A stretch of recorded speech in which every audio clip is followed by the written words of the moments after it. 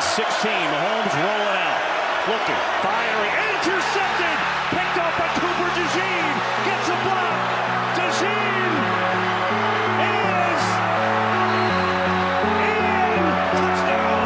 Rotates Barkley out of the backfield. Barkley slips 2 tackles and picks up the first down. Jumping up in the air to the 30. He's throwing from the pocket on 3rd and 6. Flips it backwards to Barkley. Hurdles a man and makes a first down. What did you say before, Superman? Quarterback draw, diving into the end zone for the touchdown.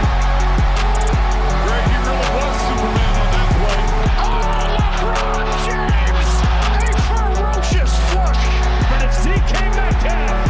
He's in loose. There goes DK. A block from Austin. Inside the 5, into the end zone.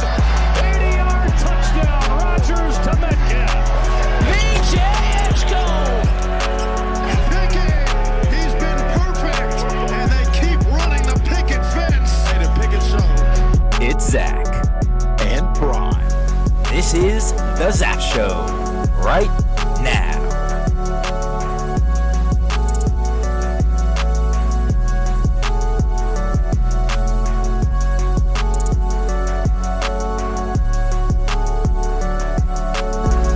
Welcome in, ladies and gentlemen. You know what it is. It's the ZAP Show. Zach and Prime, we back, baby. This time, episode 135? Four? 134, I think. I think it's 134. 134. Oh, no, Shut sorry. the I'm door. sorry. 123. Yeah. Our last episode was 122. Why do I think we're in the 30s? Wait. Am I wrong? No, we're definitely in the 30s. Oh, 134. I'm so stupid. 134. Yeah, it's 134. 134. Let's go. 134. Let's go. Yeah. Bang. Yeah. Bang. Let's go. Yeah, it's 134. That 134. was like and a month and a half ago. it feels like, It feels like it should be, like 134. We hit the nail on the head. But that's how long it's been. I'm glad we back. Shutting the door on the exodus. Obviously, I got a new gig. I've had a bunch of other life stuff going on. Just life. Yeah. It's life. Prime as well. We're talking a little bit about it, but Same with me, though. Same with both of us, dude. We haven't been able to connect. Yeah. Connect enough for a 2-hour span, because I know most of our episodes are an hour long. Episodes, it's not just we have an hour. Like, it's a 2-hour, 2.5-hour process about what we want to talk about and all that stuff. Just, Zach and I are adults now. It's kind of tough, but we're back. We're back, and we're in the mecca of sports right now.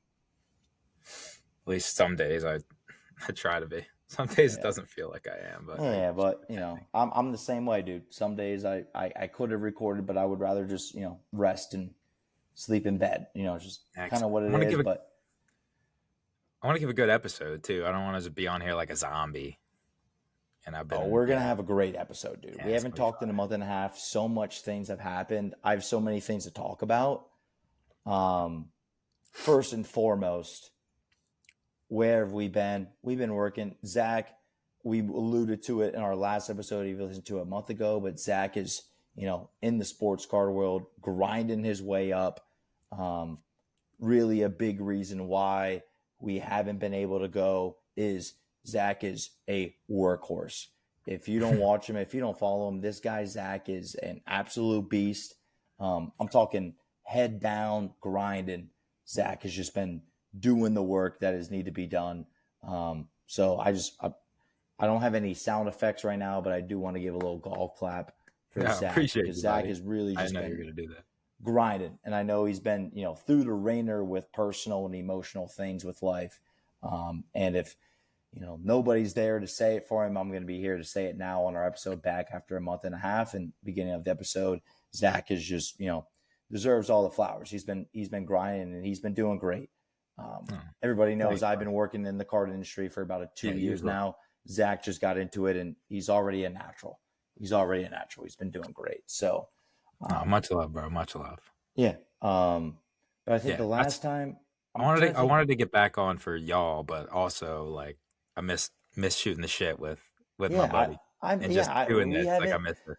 because we talk to each other, obviously from here and there, late night, obviously, because, you work late, I work late, whatever, and we'll talk, but it's not like this show is always been about, we've always wanted it to grow, but the main thesis or the main core of this show is basically just Zach and I just shoot shit and kind of talk about what we think about the sports world currently. Yeah. It's basically been the core of the show of why we keep doing it, is just to get our voices out about what's going on. And with that, there's been a lot that's been going on. I think our last episode was March 31st, which was like a couple days before the college basketball national championship. So, that feels like a year ago. Yeah. But that was literally a 3 or so, or not 3 or so, like a month and a half ago. We're not going to talk about that. We're not going to talk about old stuff. We're going to talk about current stuff, obviously. But we haven't really kind of talked about sports in a while. But I just want to give props to Zach. And more importantly, just want to be like, hey, buddy, how you doing? Haven't seen you in a while. Anything you want to share, just kind of currently going on in your life, or kind of anything. Floor is open for you, personal-wise. I appreciate that. But yeah, you're the same. Prime's one of a kind. Prime's one of a kind. I wouldn't rather do this with anybody else. You work. You're not too shabby yourself on the hard work side of things either. Thank you. You've worked your way up. But yeah, we're both in the same field, which is kind of cool, kind of crazy. I mean, not that crazy, but I don't know anyone else who's doing it. In terms of personally, yeah, I don't know. Maybe you're the one. Com Radio. Oh yeah, Ben P. Yeah. But you knew Ben more than I did. Yeah, I did know. Yeah, I did know a little. Yeah. But yeah, it's cool. Like and it's growing. It's especially now. Like you look at I was looking at like the prices. Like a lot of the cars are up now. Like we'll get into Wemby. We could start with Wemby. We could start with Drizzy. Yeah, because happy Drizzy season, my brother. Yeah, it's Iceman. It's Iceman. I should have done like a cold. I don't know. I feel like I can up the personal backgrounds. I just don't want. I don't know how. It's too much time. Yeah, too much time. Maybe. But we like you said, we found it was trouble carving out an episode. So Drizzy though. Oh shit. Like, we can brush on that real quick. Yeah. Iceman dropped. And not only Iceman, 2 more other albums on top of that. Yes, 2 other albums that I personally I haven't listened to them yet. Maid of Honor and Habibit. Because Habibit. Because I feel like I love Iceman, but I feel like those are just gonna hit, and I need to be just. My birthday's coming up, so I don't know if I want to wait that long, but I might. Time out. When's your birthday again? You told me that. You're a Gemini, right? Yeah. You're 6'9". You're 7th. Other way. 17th. No, 10th. But remember, because it was you, me, and J-Mo. It was back to back to back. Or close. Not quite. It's 13th. You're the 13th. Yeah. And I'm 6'9", but we're all Gemini. So. But yeah. I mean, we could start it off, and I don't want to like dive too deep because I don't want like our first episode. I don't want people to be like, oh, first thing you're going to talk about is Drake or whatever. But like that is like a big thing that happened. 2024, Kendrick kind of bodied him in a sense of what most people will say with the Not Like Us track and going to the Super Bowl and all that stuff. But there's a lot we could have a 5-hour episode about Drake and Iceman, I feel like. But we could. To cut it short is obviously, if you've listened, Zach and I are big Drake guys. And Iceman was great. I'm just like you. I didn't listen to the other 2 albums. I'm waiting for the right moment to listen to it because I heard one is R&B and one is kind of like house music, like Honestly Nevermind was.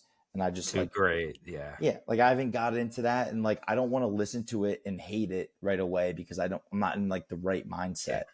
Same. Obviously, you and I are both Let's go. in We're on the every same Drake page with that. mindset. So Iceman is like, always ready for us. But you know what sucks? What's up?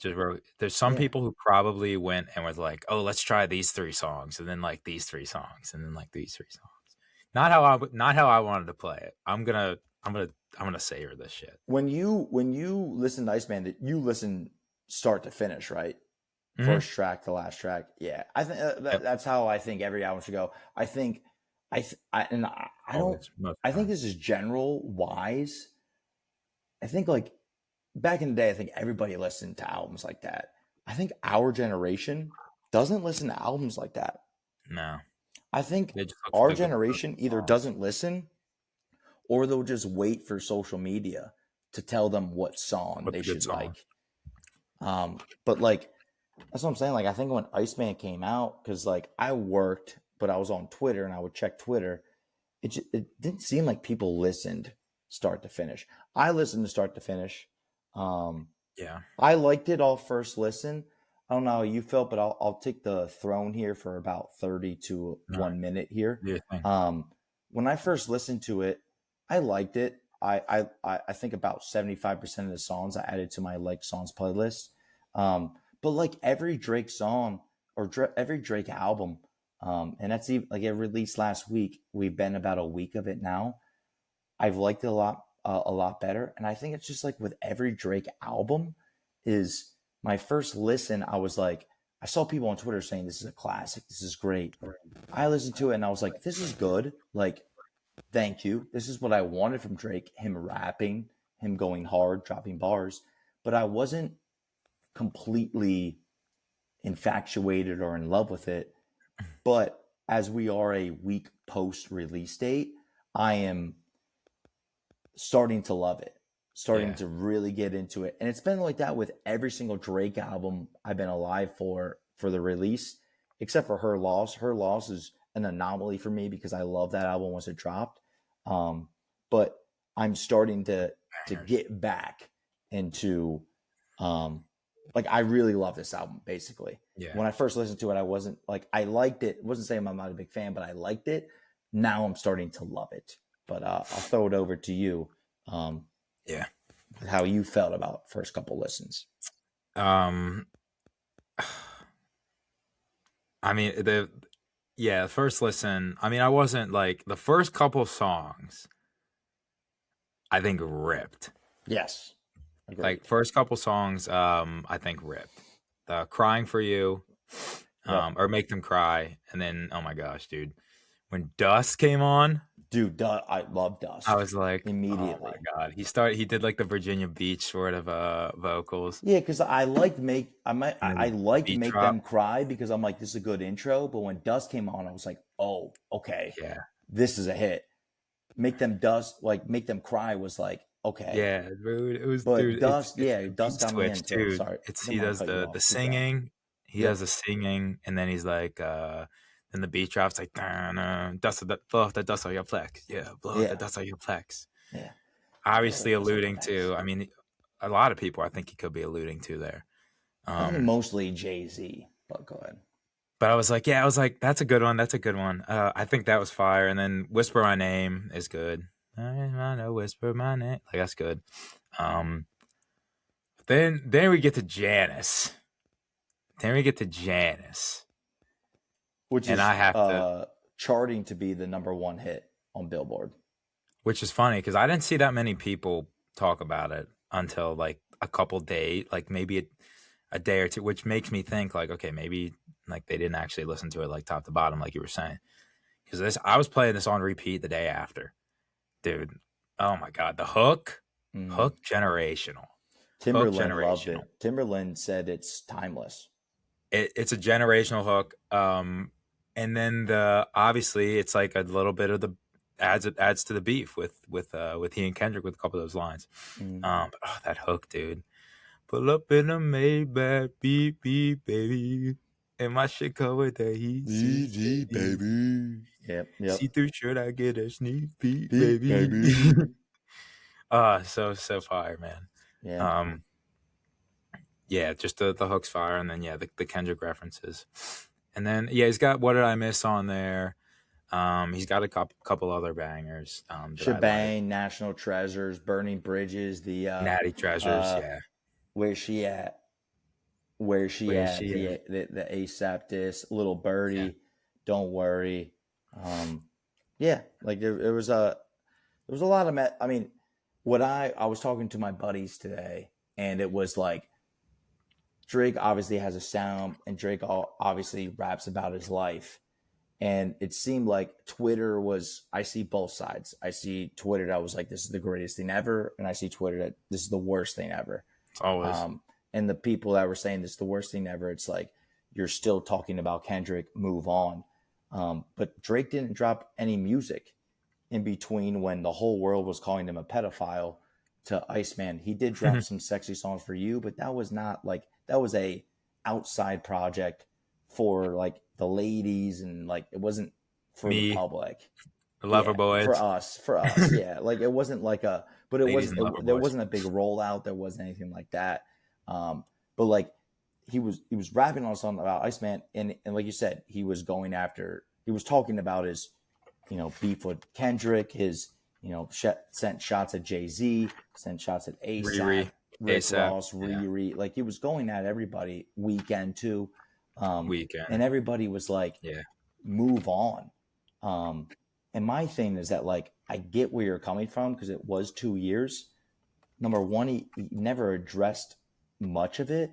But number two, Drake has always, since, the Take Care and what was before Take Care? So Far Gone days. Well, even then, yeah. He's talking about always Trey songs, yeah, dude. But he's always talked about what's been going on in his life. It's his and material. Obviously, the biggest thing that happened in his life was this Kendrick beef, and I think a lot of people turned off or whatever it was about it. But I've really liked it. I've been going back to more songs. I think it's been great. I know he's one single away from beating Michael Jackson. I think that's why a main reason of his album art is him wearing the glove doing that. I haven't listened to any of the other albums. I've heard people say very mean things about him, but I think it's just shut the fuck up. Yeah, like, I just think shut up. I think it's. I will it's never like let anybody tell me. Yeah, it's like the popular thing to make fun of him, but like again, like we were talking about today, like nobody else in the world could do what Drake did. And you call me a glazer, call me whatever, but I'm just speaking facts on the fact that like Drake dropped 3 projects and they're all 3 different sounds. And if you take away your biases or whatever you feel about Drake or Kendrick or whatever, you just think about it from a musical perspective, what other musician in the current world can do that? Nobody. I think Posty could, and I'm a bit, but not to the scale. Yeah. No, not to the scale. Yeah, like not to the scale of like what Drake did. And I'm a big Drake. Like no one's gonna. He's not gonna get touched. And I love Posty too. It's no disrespect to Posty. Yeah, no. He's top 3. And this is no disrespect to any artist out there, but like those 3 albums, there's 3 completely different sounds. It's not like it was a, one album with 3 different sides. No, Posty kind of blends a little bit. Yeah, sometimes. But I don't even think Posty really raps too much anymore. Nah. Drake is like we're talking 3 pure genres. So I'll recant that statement. Like 3 pure different genres. Like it's straight rap. Obviously you need hooks, you need harmony, I think, but some of it it's bars. It's straight bars. Yeah. I haven't listened to the other 2 either because, like I said, I want to save them. I will. Yeah, I want to be in a better. I think like June comes around. I'll be in a better headspace for him. Yeah, and I think it's a good time to drop him. And I don't know what all the logistics are right now because I don't follow artists' contracts. I'm an employed man. I don't have enough time to read every detail about all these artists. But what I have read is that apparently he owed 3 albums to UMG. He dropped 3 albums, and now he's a free agent. Drake is. So I think like a lot of people are hating on the other 2 albums that he dropped outside of Iceman, being like, this sucks. But I think like it was not only Drake being like, I can do this, and still be popular, but also I'm out of my contract. I'm independent. And allegedly he has a private equity deal for $2 billion that he's going to sign. So, and you know, you look at all the beefs and Jay-Z, he sent a lot of, I think he sent the most shots at Jay-Z and Kendrick, but he sent a lot of shots at Jay-Z. Jay-Z, the business mogul. I think if that really was the case where he's out of the deal and he has his private equity deal, I think like that's like another aspect of like a chess move in a way, without spitting any bars, because Jay-Z has always been praised as a businessman. And now Drake kind of does this. I don't know. It's all, I have to listen more, read more, get more into it. But we've been waiting for Drake for a long time. Sexy Songs for You was good. Nokia was good. You know, a couple of those songs were great. Bangers. But we've been waiting for something, and I really wanted Drake to come with a full rap album where he was just spitting bars, and that's exactly what he did with Iceman. And I think it was great. I think it was great, and I think it's going to continue to be great as the time goes on, and I'm happy. And if you're on that other side, stay on that other side and you know, have your fun over there in La La Land. But I've always stood with Drake. I've always. I will. I mean, I go where my ears lead me. And most of the time that's the place that I find solace and solitude, serenity, Yes. peace. Last thing I'll say, then we can transition. Did you know that people said, excuse me, did you know that people said Views sucked when it dropped? You know that people said Nothing Was the Same was bad when it dropped? Even people said Take Care was bad when it dropped. Scorpion. People said Views sucked when it dropped, and it had 1 million sales. Mm-hmm. It's my favorite. I think it's a lot of people's. And that's a classic to this day. It's a classic. 10 years old. It's officially in classic territory. Yeah. It's crazy. And it's crazy to think about, because like I was 16. I was mowing. When I used to listen to Views, I would put on my Five Below headphones and I'd start the album. And by the time I was done finishing the lawn, the album finished. And I was in a rider mower. I would do that snow shoveling. Yeah. I would do it landscaping. Brings me back to a certain time in my life. And that's what I want that's what I'm trying to do for all these albums. Like Iceman, bam, here. Like I feel like it fits. Right? There's like boom, like hardcore rap, like get up and go. I gotta get the fuck to the gym. Yeah. Yeah. Summer, I feel like I want to debut the other ones. Just I don't know. That's what I feel, because everybody was like, it's R&B and it's like techno, and I'm like, I want to get in the right mindset, because Iceman, Drake rap, you can listen to that whenever. But like, if I just woke up in the morning, I don't think I can listen to the other album. Like, I want to be out by a pool. I want to be out on a golf course. Like, I was out by the pool today. My buddies were playing a couple of the songs. And I was like, oh, I like this song. But I always listen to albums, no matter who, love them or hate them, start to finish. Got to. And that's, so that's what I'm all about. But Iceman dropped. We'll end the talk right there for now. Yeah. We'll People also said, honestly, Nevermind sucked when it dropped. We were never on that wave, bro. We were ripping that shit all the way from Lancaster. We were always about it, and like we shared different songs that we liked. Like there were songs that I didn't like initially that you sent me, and there were songs that you didn't like initially that I sent you. Yeah. Downhill, I wasn't a fan of, but you sent that to me. And then like, Liability and stuff like that. Like those songs still to this day, like hit me. Brings me back. But that's Drake though. Like that's always been Drake to me. Like I'm a Sabrina guy. I've always said I'm a Sabrina guy. I listen to Sabrina and I like it right away. Drake is my number one artist on Spotify every single year. Mac Miller is too. But when I listen to a Drake album, it never hits me right away. Never.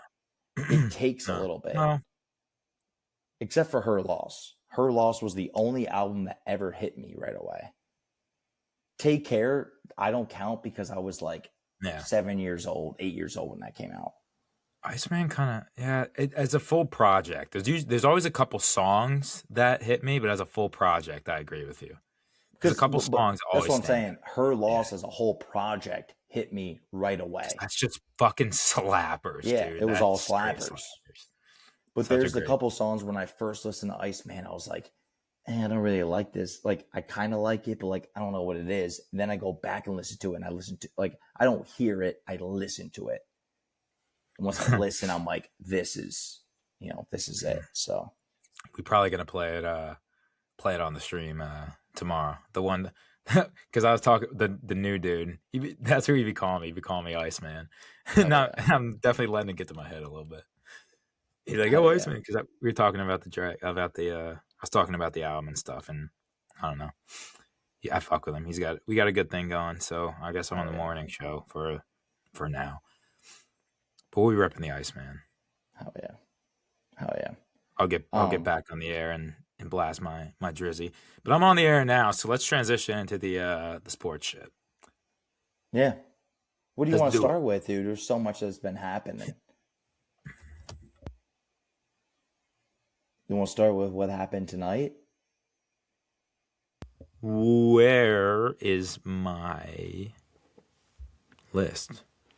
I can't even find it in my picks. Send it to you. Well, you wanna start with I think that's fresh. I think it's freshest. Yeah, like freshest, like Freshest best. Man, talk about Wemby, dude. Like Spurs get it done against the Thunder. First game of the Western Conference Finals. I don't want to speak for you, but I think whoever comes out of the West is going to win the title. I agree. It's the same. But Wemby is in his first conference finals. He's what, 22, 23 years old?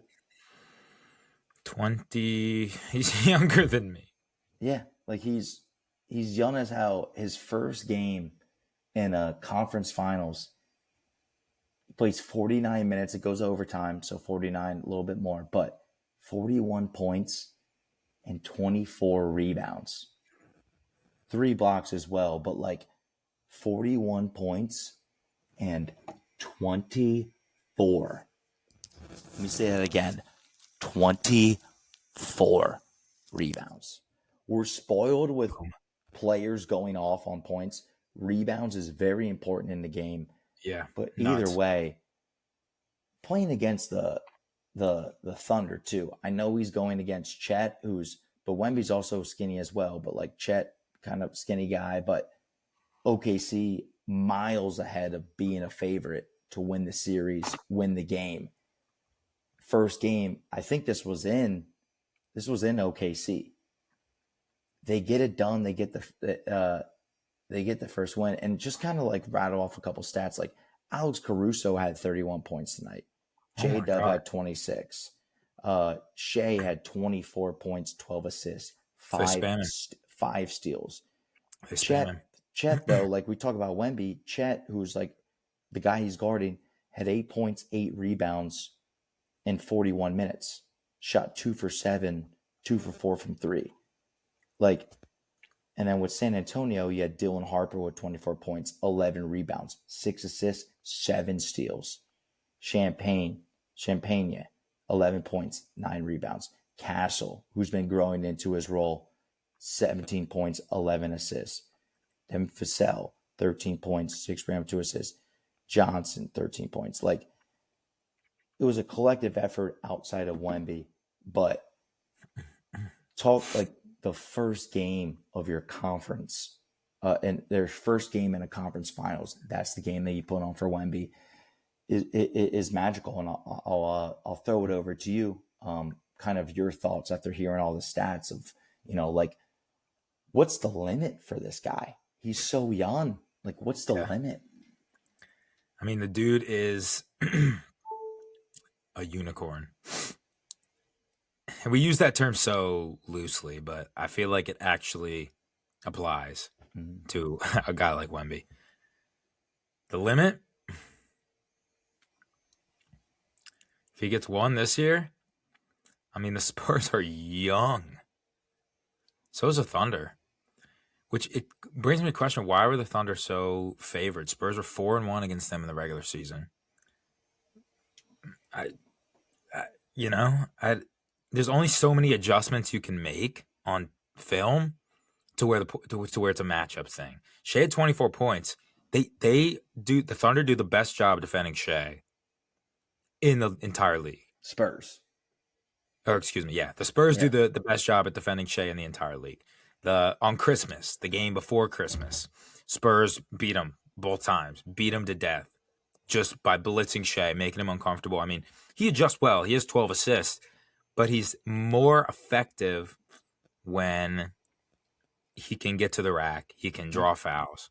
And when you got a guy like Wemby there, and guys like Castle, Dylan Harper, I mean, shit, you got Keldon Johnson, man, 6th man of the year. Like, that is a squad. That is a squad that matches up really well against the Thunder, and I would argue that they are more skilled. Yeah, As a unit. and not to cut you off here, but that was the big thing. I think OKC has more skilled players, but what you just said, I think the Spurs just match up way better. You mentioned 4-1 against them in the regular season. Yeah. They have, elite defenders of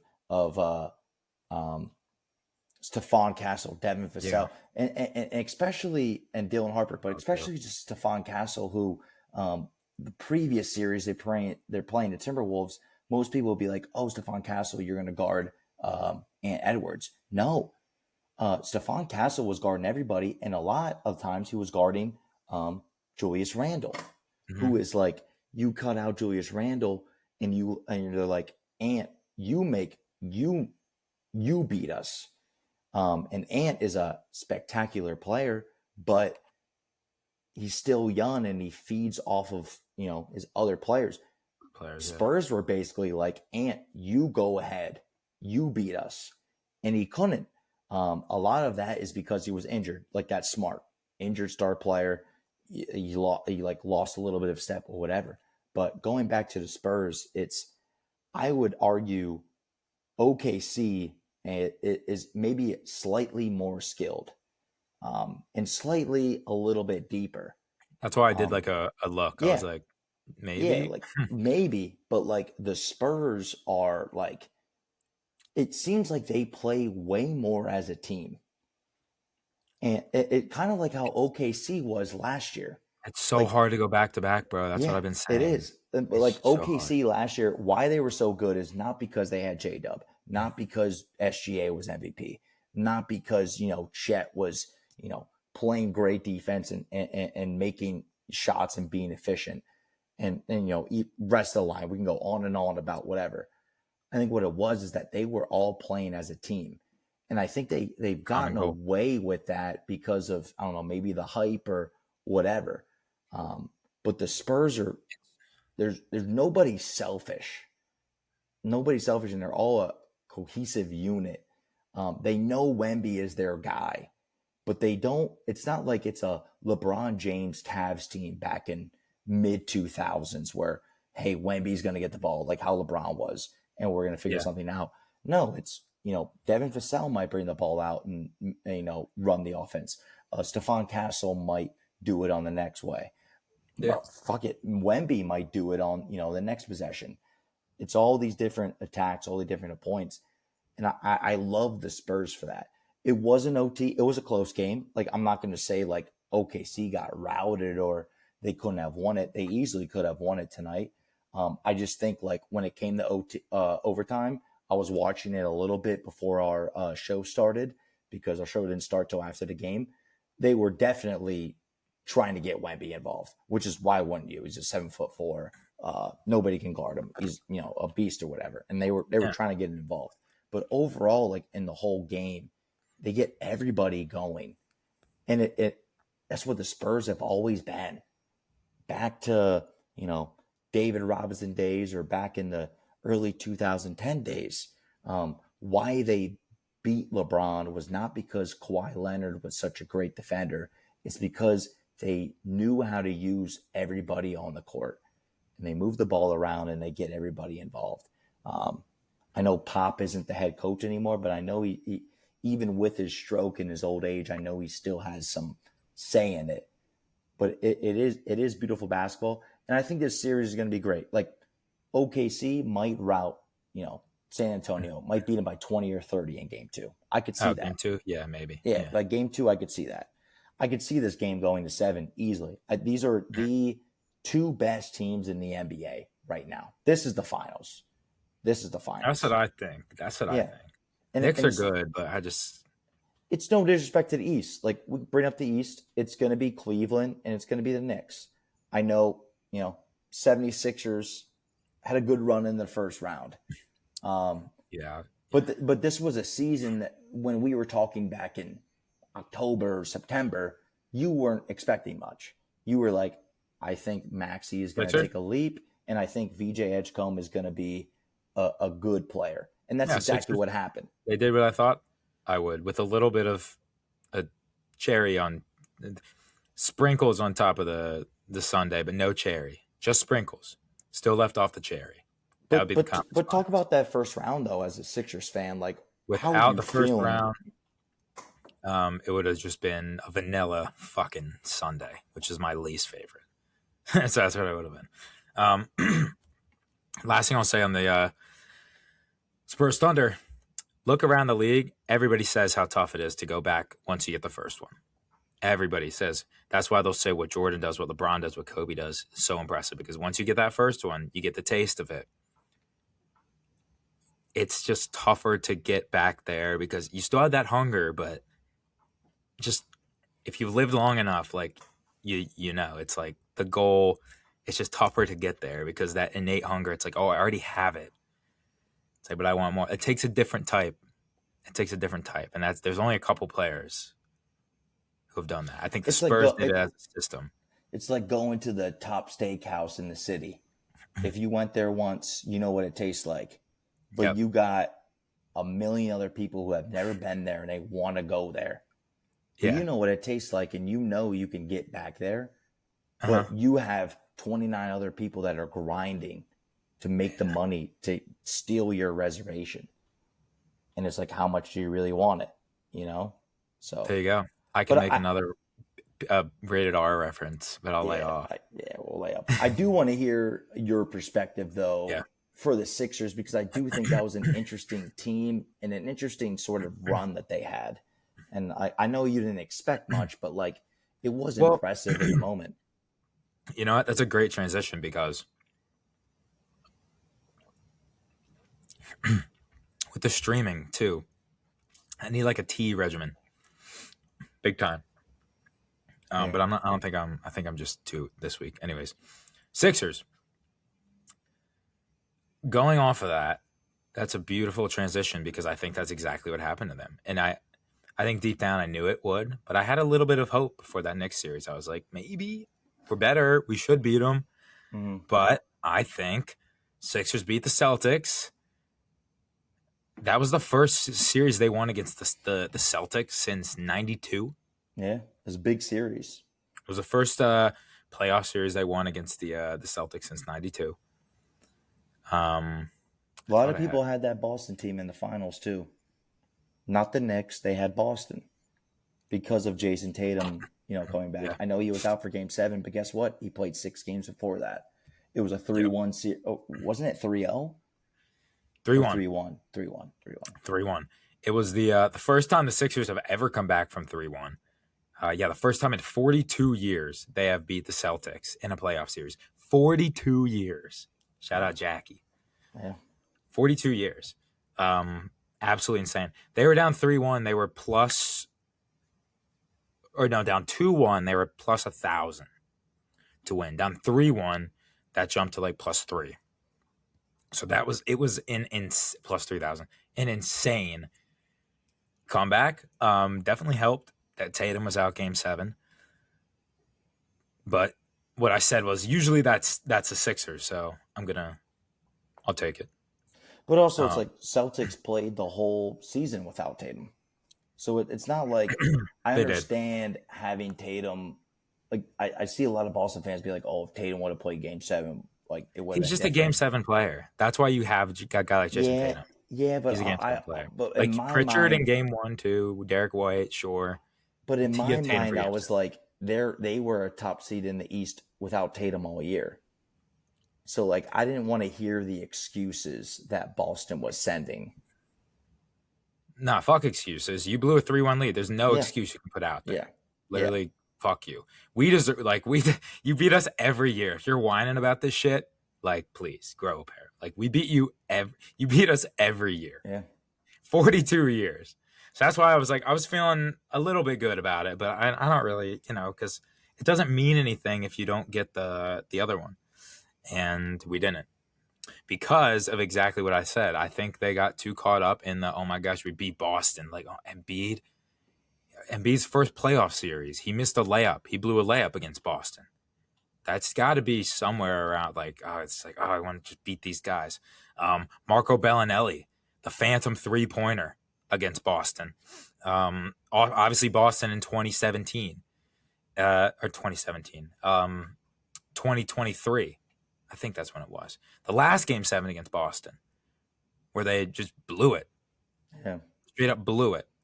And since then, I have not paid attention emotionally to the Sixers, given that Sixers any of my emotional bandwidth. But or is that the right word? Yeah, I think so. Yeah. No, Giving them a that's the right space word. in it. Yeah. But I had a little bit of hope before that Knicks series, but in the back of my mind, I was like, I think they conquered that hill in their head. Like Embiid was like, oh, we beat the Celtics. Like, even if they let their foot off the gas pedal a little bit, you can't do that in the playoffs. Not against the Knicks. Yeah. Yeah. No. And I think that's what happened. It didn't help that Embiid might have got his knee fucked up again. But ultimately, we weren't deep. We didn't have a lot. I think we would have ran into trouble with Cleveland or Pistons. Yeah. Either way, because they're just insanely physical. I think we would have got beat up. Yeah, I was not too torn up about the Knicks. I wish we would have fucking won one, like fucking embarrassing. Instead of getting swept. Yeah, and you guys got like, it wasn't even like we got game. ass. It We got wasn't even, it wasn't even close game swept. You all got beat up. What's your current pulse on Joel Embiid right now?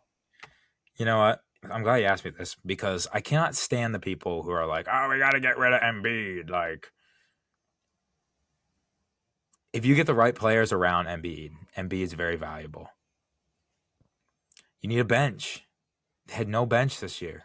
Absolutely no bench. The problem is you got like $50 million in Embiid right now, and then another 40 in Paul George. Well, that's the thing. Like, if you're gonna shit on somebody, make it Paul. Like, if there's anybody making Paul wasn't terrible though. He wasn't. He's doing what he needs to do, but we need a bench. We need a backup. We need a fucking backup. We need a backup center. We need wings like Keldon Johnson, Dylan Harper, Alex Caruso, Jalen Williams. Like, we got to just, I don't know where that comes from, but I think that's more the issue. I can't stand it's like a certain demographic of people that it's always like the older demographic. It's not a certain. Really? It's at least what I've been hearing. It's a majority of the fan base is basically goodbye Embiid. Well,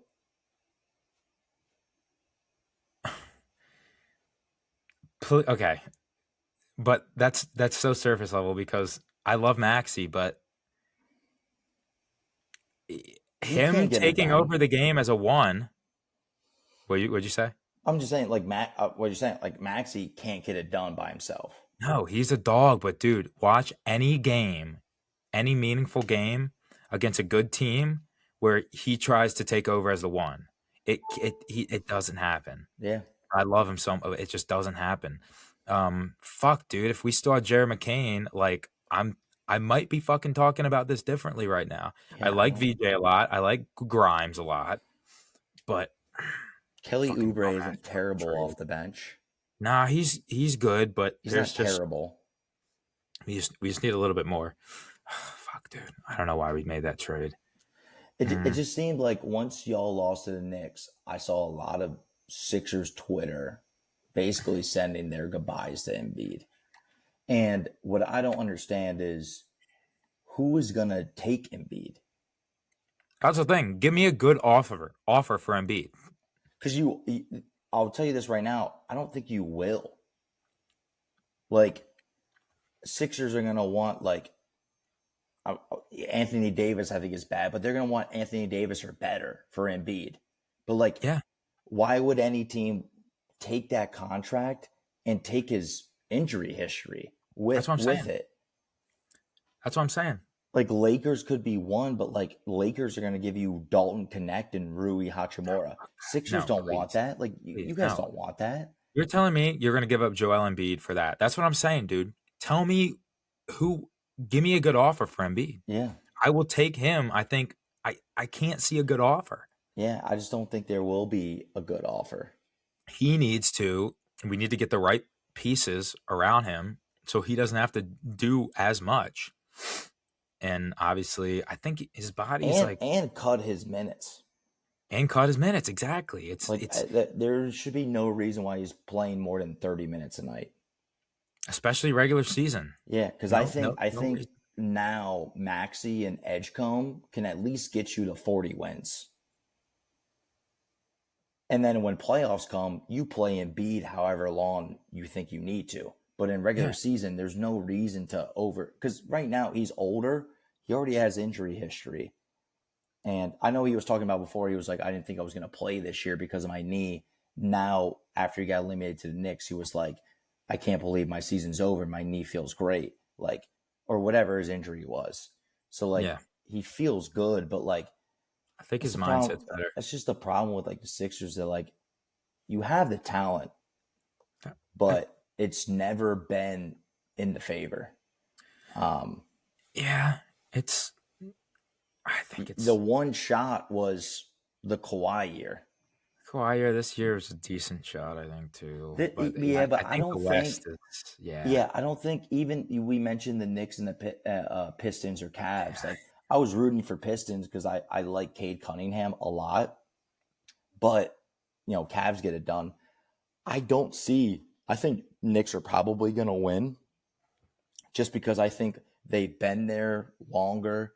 I think they they're cohesive enough more than the Cavs.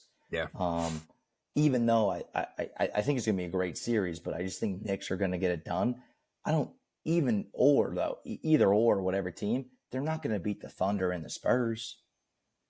I don't think they're gonna get it done. I think Knicks maybe have the better shot at making it competitive because of Brunson, because of Cat, OG, Mikal Bridges, Josh Hart. Like, they're gonna play hard. Yeah.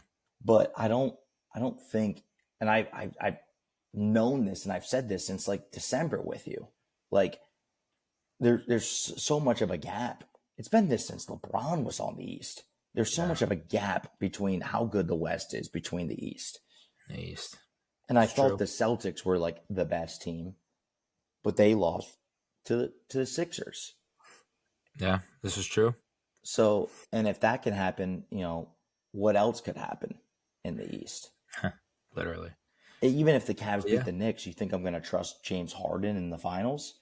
I love Donovan Mitchell. I think Evan Mobley has ascended I think Evan Mobley, like, past couple years, 2 years ago, I think, like, he kind of put his name on the map. Last year, he was like, okay. This year, I think this playoffs, Evan Mobley has, like, established himself as a true star in the league. Yeah. But if he goes against Wemby in the finals, I don't see him being successful. Same with Jared Allen. It's a mismatch. And I love Donovan Mitchell, but Devin Vassell, Dylan Harper and Stephon Castle, I think they're going to be able to lock it up. Yeah, dude. If they can shut down Shea. And James Harden, like, I love James Harden. I've always loved James Harden, but, like, he's a shell of what he was in 2018, which is almost a decade ago. Yeah, wild. Even So 2022, I feel like with the Sixers, he was a little bit more pep in his step. he was all right, but when playoffs came around, he was what was he? Except against the Heat. What was it? Well, except against the Heat, but who'd you play in round 2 after the Heat? Celtics. Celtics. Yeah. And Celtics. he sucked. Yeah. He sucked. Yeah. He was a 0. And we'll see, like, Pistons, I think Pistons are great. They had a great season, but they aren't there yet. They're not deep enough yet. They don't have experience enough yet. And so, like, I understand why Cavs won. They'll be back for sure. But, like, Cleveland's going to re-sign Harden to some 4-year deal. But, like, it's almost like it's Cleveland. It's like, this is your year. It's almost like New York Knicks, too. Everybody in the East is all in, but their all-in teams suck ass.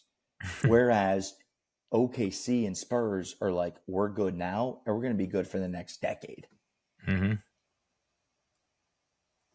So I don't know. I really don't know. I would like more parity, but I don't think it's going to happen.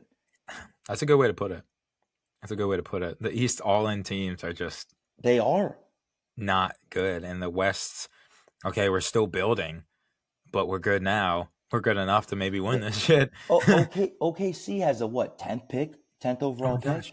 Dude, they have picks galore for the next And 10 years. Spurs don't, but guess what? The last 3 years, they had top 5 picks. That's why they have Devin Vassell, Stephon Castle, and Wemby. That's why they have them, because of that. Smashed them. And it's not like you can hate Dylan Harper. like you could see a lottery and you can hate on the Pacers or the Jazz or the Wizards for actively tanking. Spurs and Thunder definitely actively tanked, but I would say like Thunder were competitive. They just made great deals. They made great trades. And they still have a plethora of draft picks in the future. Spurs, I don't think they do. Definitely not like the Thunder, but they have their core. And if they want to trade, they have assets that they could. That's why Jared McCann. That's why Jared McCann. I don't know why the Sixers ever did that. No. Sam Presti calls me. I'm like, never answering that. I'm like, fuck, guys, Sam Presti, no one touch the phone. We're gonna get fleeced. It doesn't matter what he's offering me, bro. I would not trade with that motherfucker now. It's like Pat Riley in the early 2010s. Why would you want to trade with that team? Fucking, he's on crack. Thank God. I like Morey as a person, but he's fired. And sometimes you got to make that move. We'll talk about the Phillies in a little bit. They fucking, what a turnaround there. Well, you guys just swept us. Yeah, that's what I'm talking about. That wouldn't happen earlier. I don't think it would have happened. I'll talk baseball right now. You want to talk baseball? I'll talk baseball. I think we hit on. We'll see if we get another epi in. I think the Spurs beat the Thunder though. I'm all on it. Everybody I've talked to is OKC is going to win. I do think Spurs are going to win. I think the Spurs are going to do it. I think it'll go 6 or 7 though. Mm-hmm. Sorry, 6-7. I think it will though. Yeah, I agree. But that's the NBA Finals. I don't believe in Cleveland or New York beating one of those teams. Healthy? No. Jalen Brunson or Donovan Mitchell is going to have to go Michael Jordan mode and score 50 points every game. Literally LeBron, Cavs, average triple-double, like, sort of shit. Like 40 points. But in today's NBA, LeBron already proved it. LeBron went insane. Kyrie had to go insane as well. So you're going to have somebody else go insane. You think Evan Mobley's going to go insane? Darius Garland? Or Cat? No, Darius Garland's on the... I was going to say he got traded, didn't he? Yeah, he got traded for James Harden. But you think James Harden's going to go insane in the playoffs? Yeah. He never did. See, I can't believe that motherfucker's back there. No. You're in Harden... New York Knicks, you think... Obviously, Brunson's going to do his. You think Cat's going to be like that with Wemby on him? You think OG Anunoby is going to go like crazy? Maybe for a game. But you need to have it all series long for it to be like that. Yeah, it is not happening. Not with James Harden. I think if I'm an East team, I want the Spurs.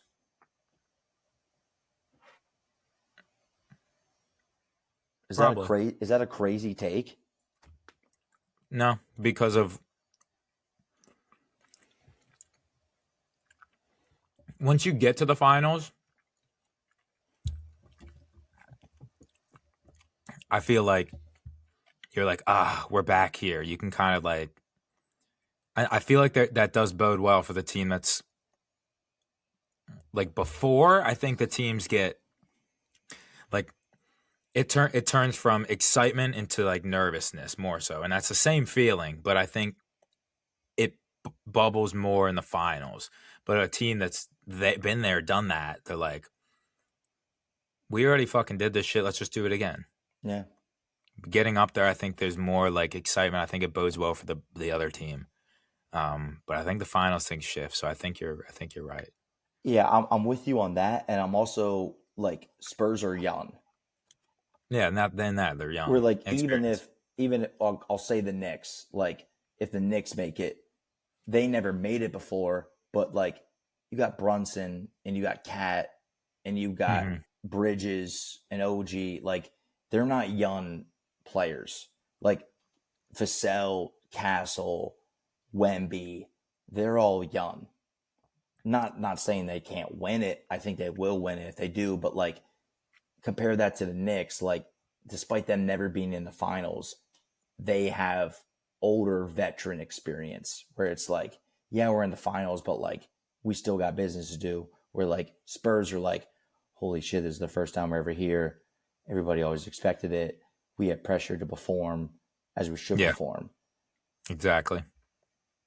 I think it's fair to take. All the talking heads, even though if they listen to it or not, I know everybody listens to it, but like all the talking heads are going to be, how's Wemby going to perform?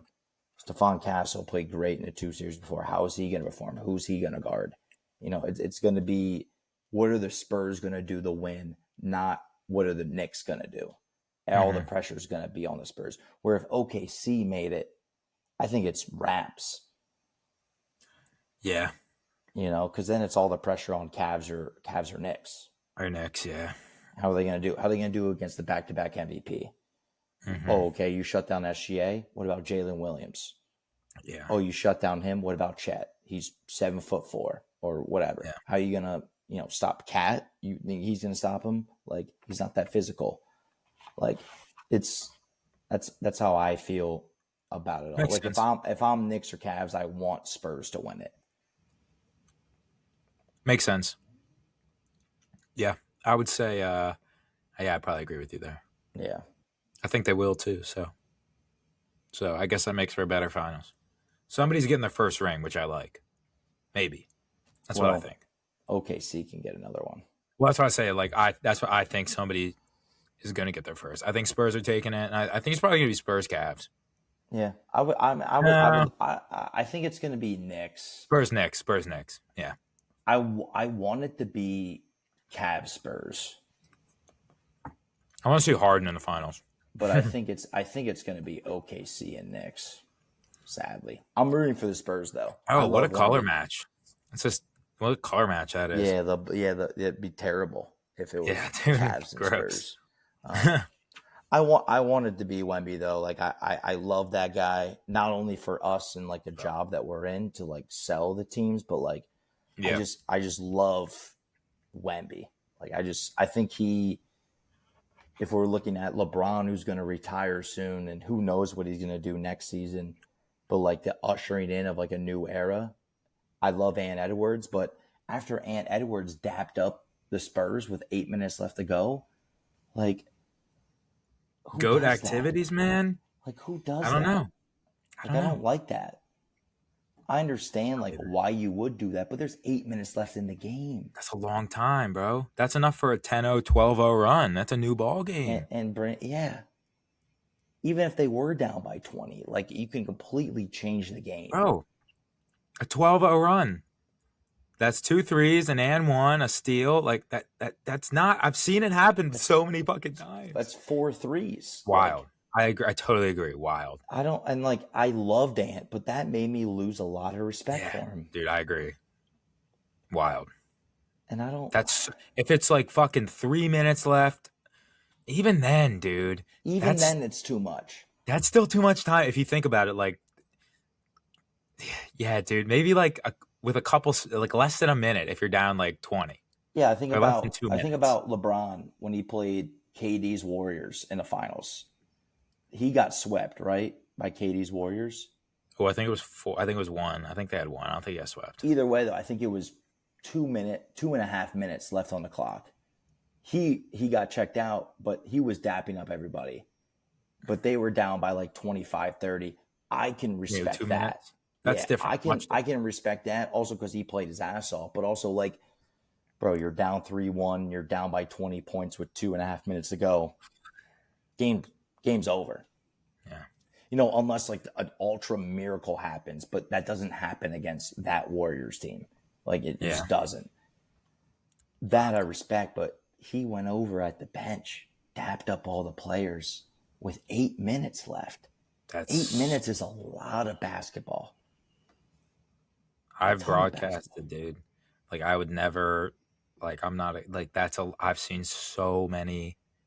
I've watched. I'm not even on broadcast. That's so much time. I would never, ever, ever, ever, ever declare a game over 20 points.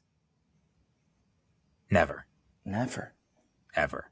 No matter what the point differential is. 35-40. I would say maybe do it. But 8 minutes is, especially in today's NBA. In today's NBA, dude, remember the Rockets? The Rockets were up 3-1 against the Warriors. They missed 27 plus 3-pointers in a row. Yep. That can happen. They just miss shots. They get the yips. That can happen in an 8-minute span. Crazy. 2 minutes, I get it. 3 minutes, okay. 4 minutes, maybe not, but like maybe. But 8 minutes. Half a fucking quarter. That's more than half a quarter. It's 12-minute quarters. It's more than half a quarter, dude. Like you basically in Ant Edwards' head, third quarter ended. He thought game was over. Basically, that's basically what it was. It's not a great look, especially then with Randall there and Rudy. It's not. I don't like what I'm seeing over there. And they spent a lot to have that team, not just money but capital. What was it? 4 first-round picks to get Rudy Gobert, and then they brought in Dante DiVincenzo. They brought in Julius Randle instead of Cat. Like that's just a bad look, and that's your leader. That's your so-called leader, dude. I know. Like just like imagine like if it was Towns, I'd be like, all right. Or if it was Randall, I'd be like, all right. Yeah. But Ant, dude, nah. Who is it's not like he's LeBron's age where he's 40 years old. He is 23, 24. He's going to be in the league for another decade plus. And that's your leader right there. He's quitting before the game is even over. Oh my gosh, there's so much time. It's just a bad look. Last thing I'll say on the NBA, LeBron, where do you think he's going?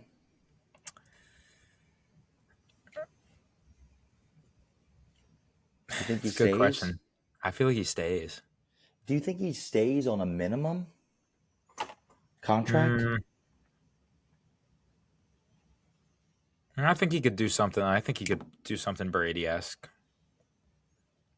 He's got his son in the NBA. He's about to have his third in the NBA. I think, you got to think if he's really trying to go out with a bang, I think he has to. But is the Lakers that team?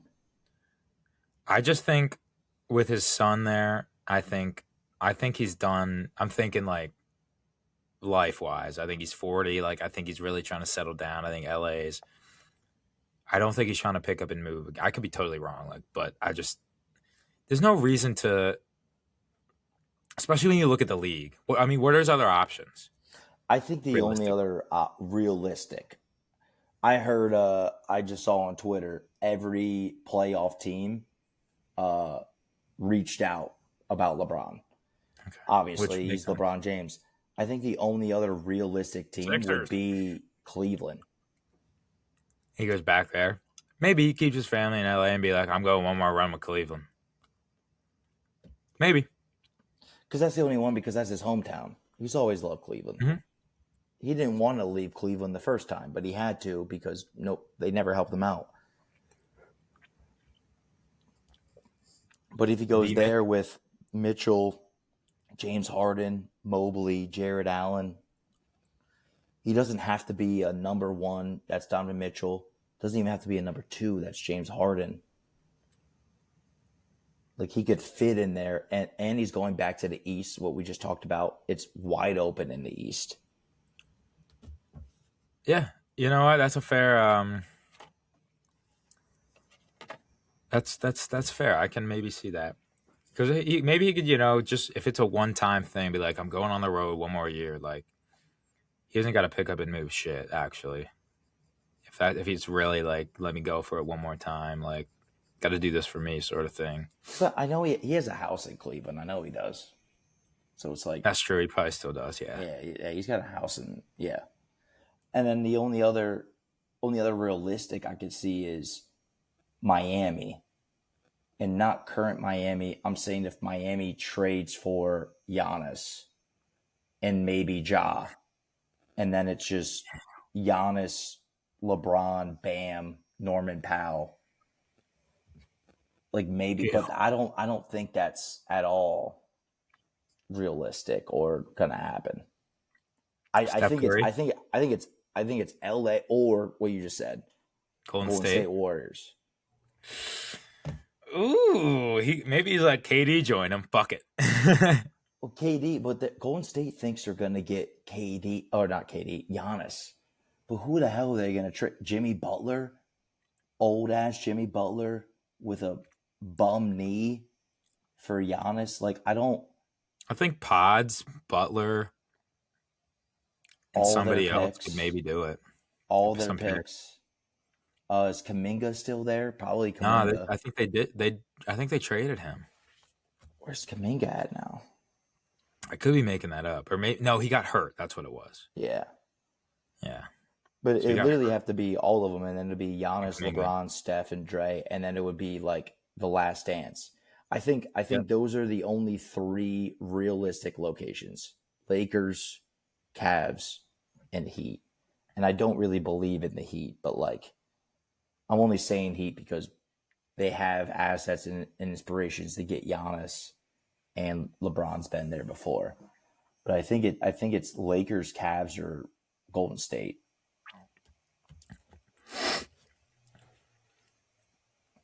But I don't think that's a championship team.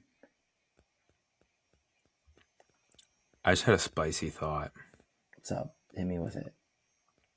I don't know if this is gonna happen. Charlotte.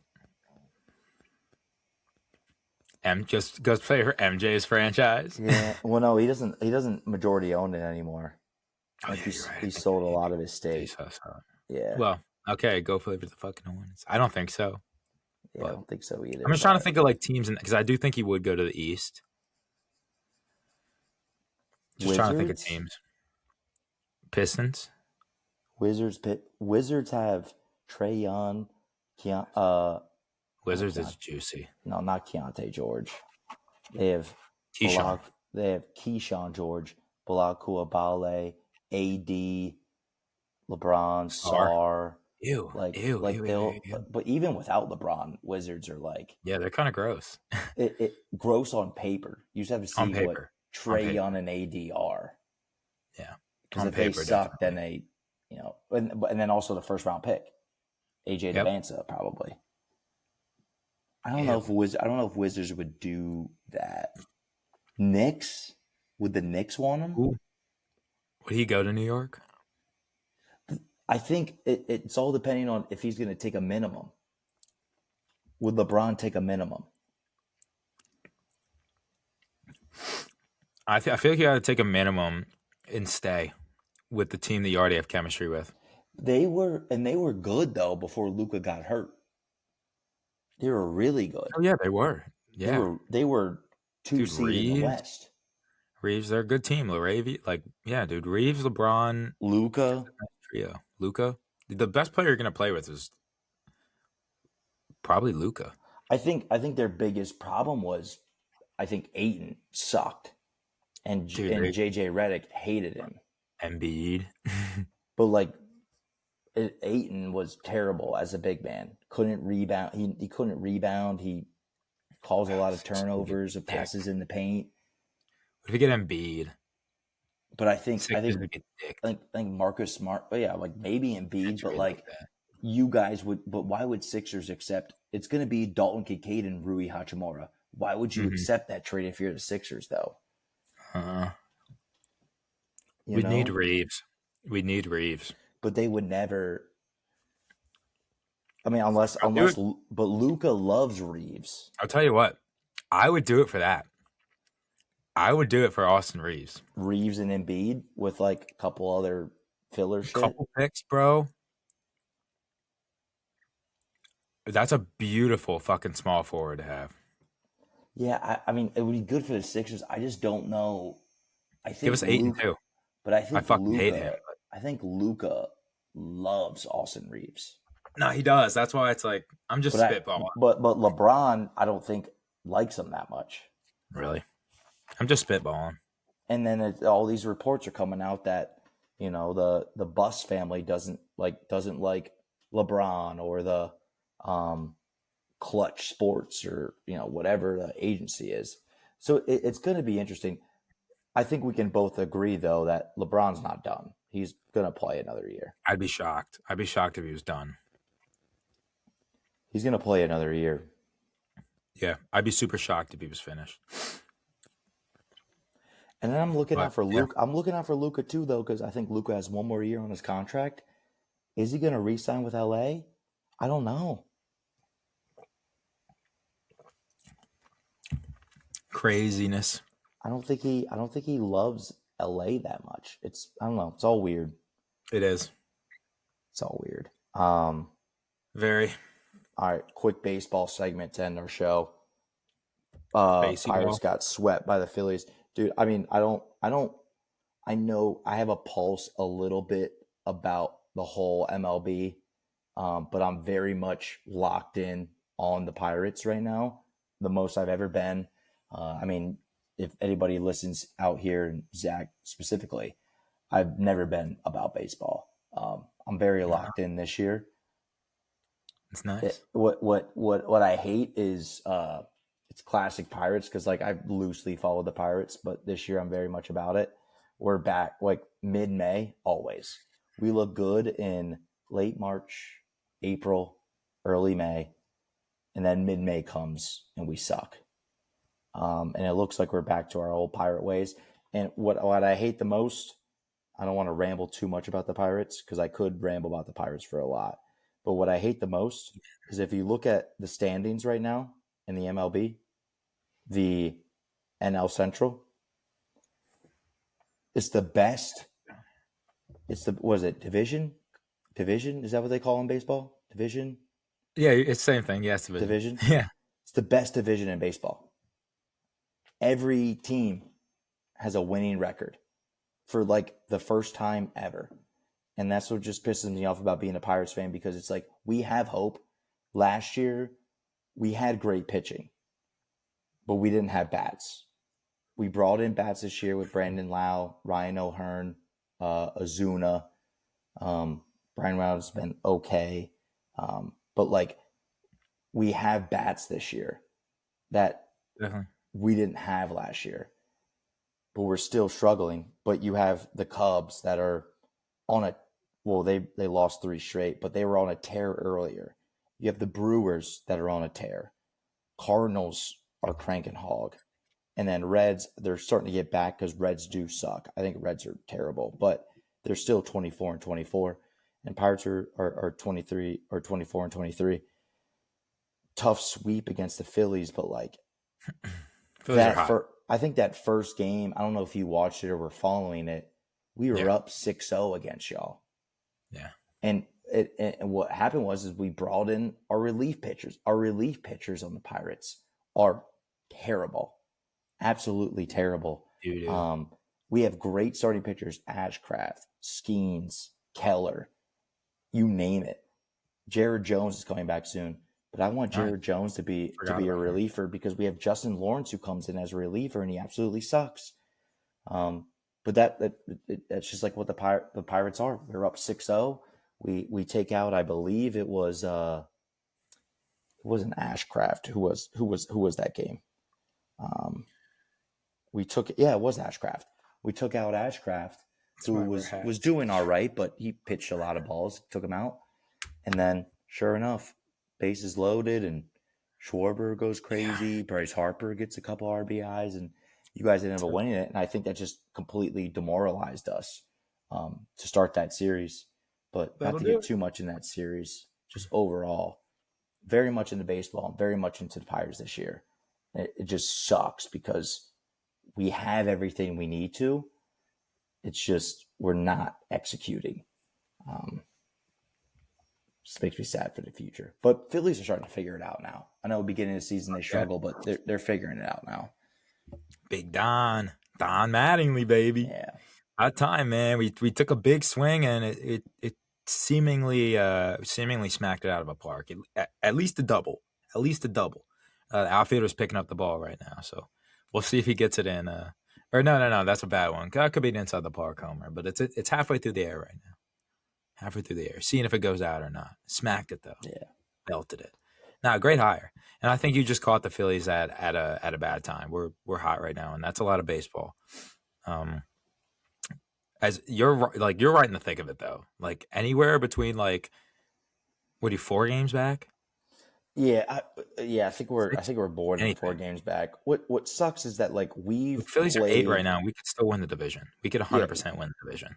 Pirates, we played everybody in our division, and why we're kind of low is because Cubs are playing like the fucking Rockies and the Mets and all the other teams are playing shitty teams.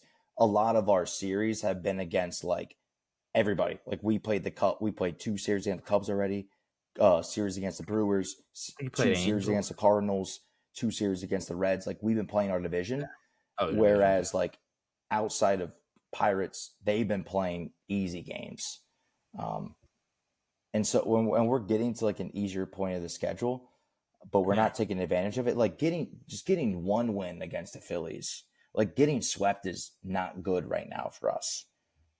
That's why it hurt a little bit. I'll look at Phillies right now, Braves. I think Dodgers are Dodgers. They're the best team, and I think them and the Braves are the best. But you got the Braves in your division. But outside of that, Nationals, Marlins, and especially the Mets suck. The Mets are terrible. And I think Juan Soto got hurt again, but they're terrible. Sheesh. But it's it just sucks as I look at every other division and there's at least one team in each division that is just dog water ass. AL West, Angels suck. AL Central, Royals aren't playing well. AL East, Boston Red Sox are starting to figure it out, but they started the season so fucking ass. NL East, Mets are terrible. NL West, Rockies are obviously bad. But NL Central, every team is 50 or above. It's the only division in baseball where everybody's 50 and above. And of course, it happens to be the one season where Pirates are kind of good. It doesn't happen often. And I'll tell you right now, it won't finish that way. It's going to be. We're 47 games in. There's still another 40 games. You're in striking distance right now. I'm cool with where the Phillies are, and they're 8 games back. All it takes is we play the Braves a fuck more times. Even if we beat them 2 out of 1, we cut the games in half. I think we even play them again, so we could theoretically just take care of our own destiny. Yeah. That's what I like. But Don Mattingly, smash of a hire. And speaking of smash, Schwarbomb summer, baby. Dude, it's Hoagie Fest started early, man. How many? What did he have? 8 homers in 4 games? Something like that. He's on pace for 73. Yeah. 73 dongs. That's a dong record, baby. Yeah, it's him and Judge are ridiculous right now. Oh, dude, and the White Sox, Manuteka Marisami. Yeah, Marisami. Yeah, he's a rookie. He's 24-year-old rookie. He's fucking hitting dingers too. Yeah, he's a big. He's a big chase. I know you do repack, but we do wax. Bowman yeah. just came out, and it's his first Bowman, and so Osami, everybody's yeah, chasing yeah. him. Because, like, for Bowman is mostly just like your high schoolers that get drafted. They're mostly in like AAA and all that stuff. But Murakami is already in the league and he's crushing. Yeah. Yeah. Yeah. That's But yeah, I know Schwarber and Judge are like, they're both Schwarber, Judge, cranking and then him. hog right now. They are. Yankees are always in the mix, but they'll flutter out. Just like the Mets. Mets haven't even started. That's good. I'm glad you're tuned into the baseball though.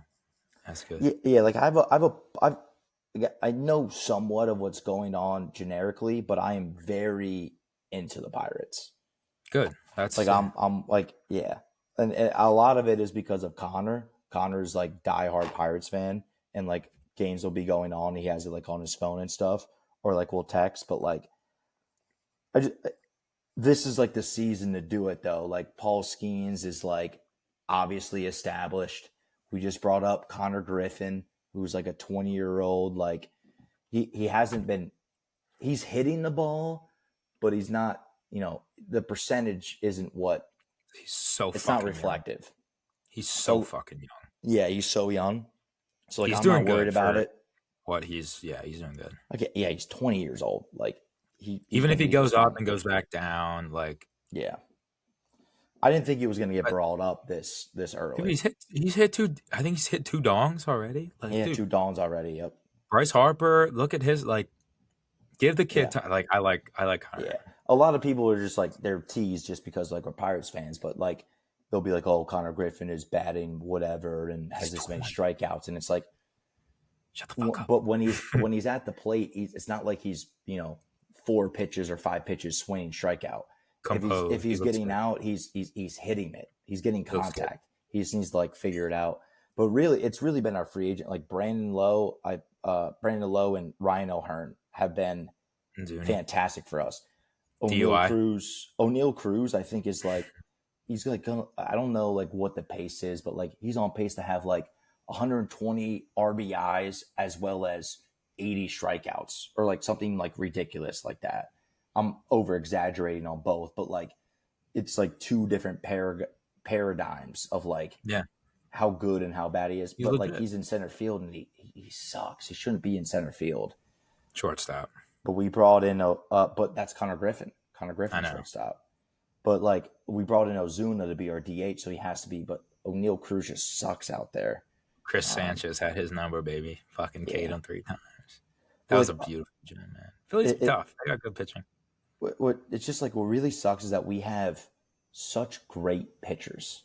Yeah, you do. Without Jared Jones, like it's like I said, Ashcraft, Mitch Keller, Paul Skeens. Didn't even mention Bubba Chandler. Even Bubba did good. Yeah, Bubba Chandler's great. And then we have Jared Jones, who was cranking hog last year, but he got hurt. He's pacing to come back. I think that they asked him about it, but I don't know what his answer was. But like, I know he wants to be a starter. I would rather him take over Lawrence because Justin Lawrence is quite arguably I would rather have a Lancaster Barnstormer pitch for us because Justin Lawrence is that bad. It's getting almost out like ball. Call it now ball. Every time, dude, it'd be top of the 8th inning or whatever, and Connor's like Justin Lawrence coming in, we're losing the game. It'd be like 2-1, and sure enough, game ends like 6-2, all because of like Justin Lawrence. And like I'd rather have Jared Jones come in and be that reliever, even though I know he could be a starter. I would just rather him be like that insurance or whatever. But well, what you said though is there's so much baseball left. We're only in May. But it's just the classic Pirates. They do it every year. They start off hot, which we were hot. We were like second outside of the Dodgers as far as power rankings went. And now we're just losing, which is what happens every year. Mid-May, we get back to what it was. And I don't want a World Series. Just get me to 500. It's all I want this year. Oh, yeah. It's baby steps. It's all I want. Baby steps. That's all I want. I've been staring at your Pittsburgh hoodie. Speaking of Pittsburgh.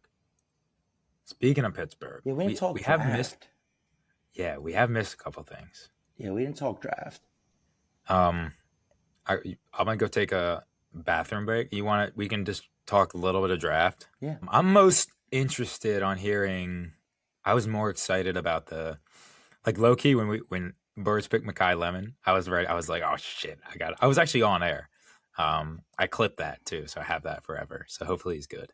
I think he will be. He and Smitty are gonna run wild.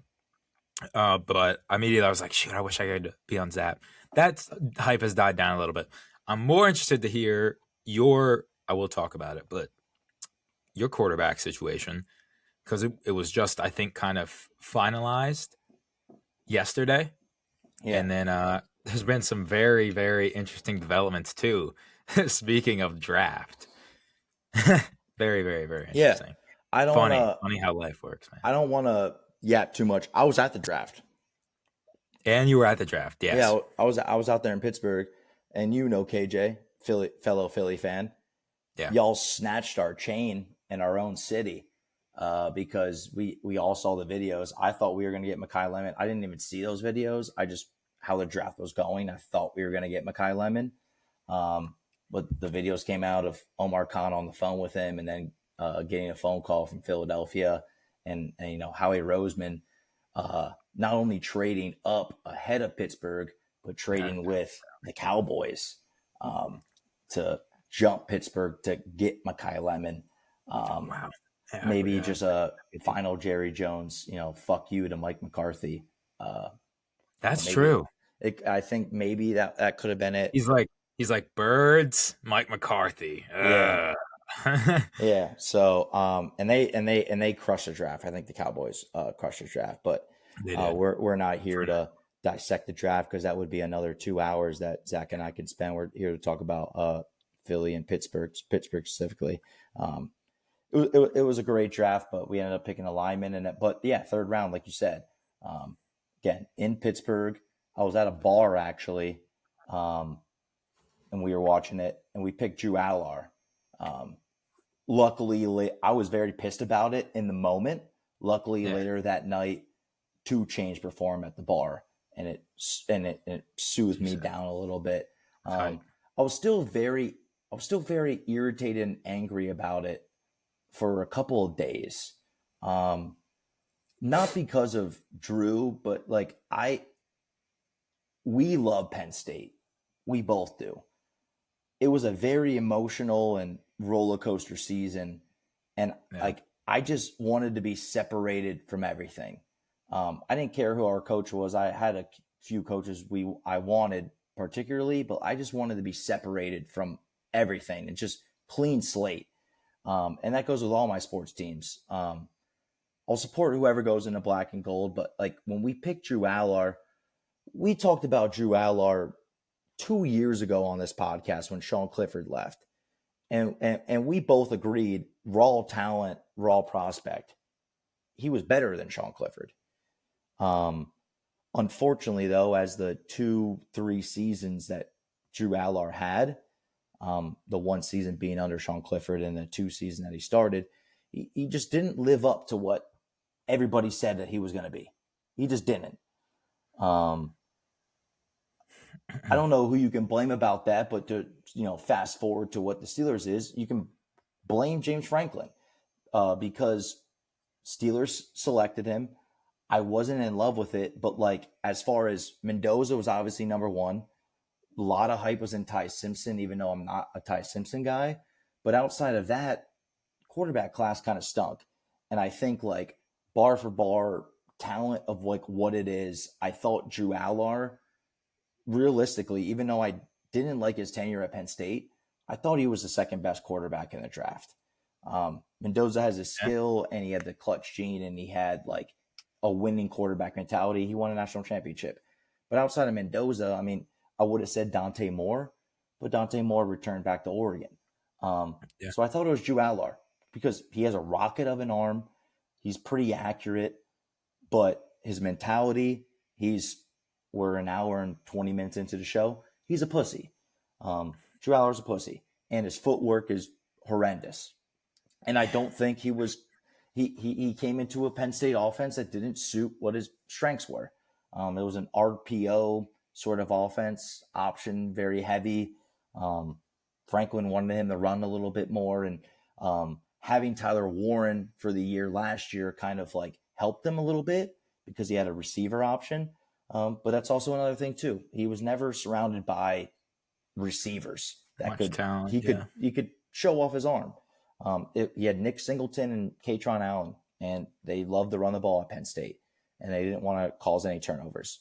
Also, I think Drew Aller has the record at Penn State for least amount of turnovers or interceptions or whatever it is for a quarterback in 3 years. Like, Probably. he's good. He's really good. I hated it. I hated the pick. I'll be honest with you, Zach. I didn't want it because of what I just said. I wanted to separate. I didn't want to have any old Penn State affiliation. But like how you are and how I am and how many sports fans are, like, you don the jersey, I don't give a fuck who you are. Like, you're my team now. Like, I'm gonna support you. I'm gonna ride with you.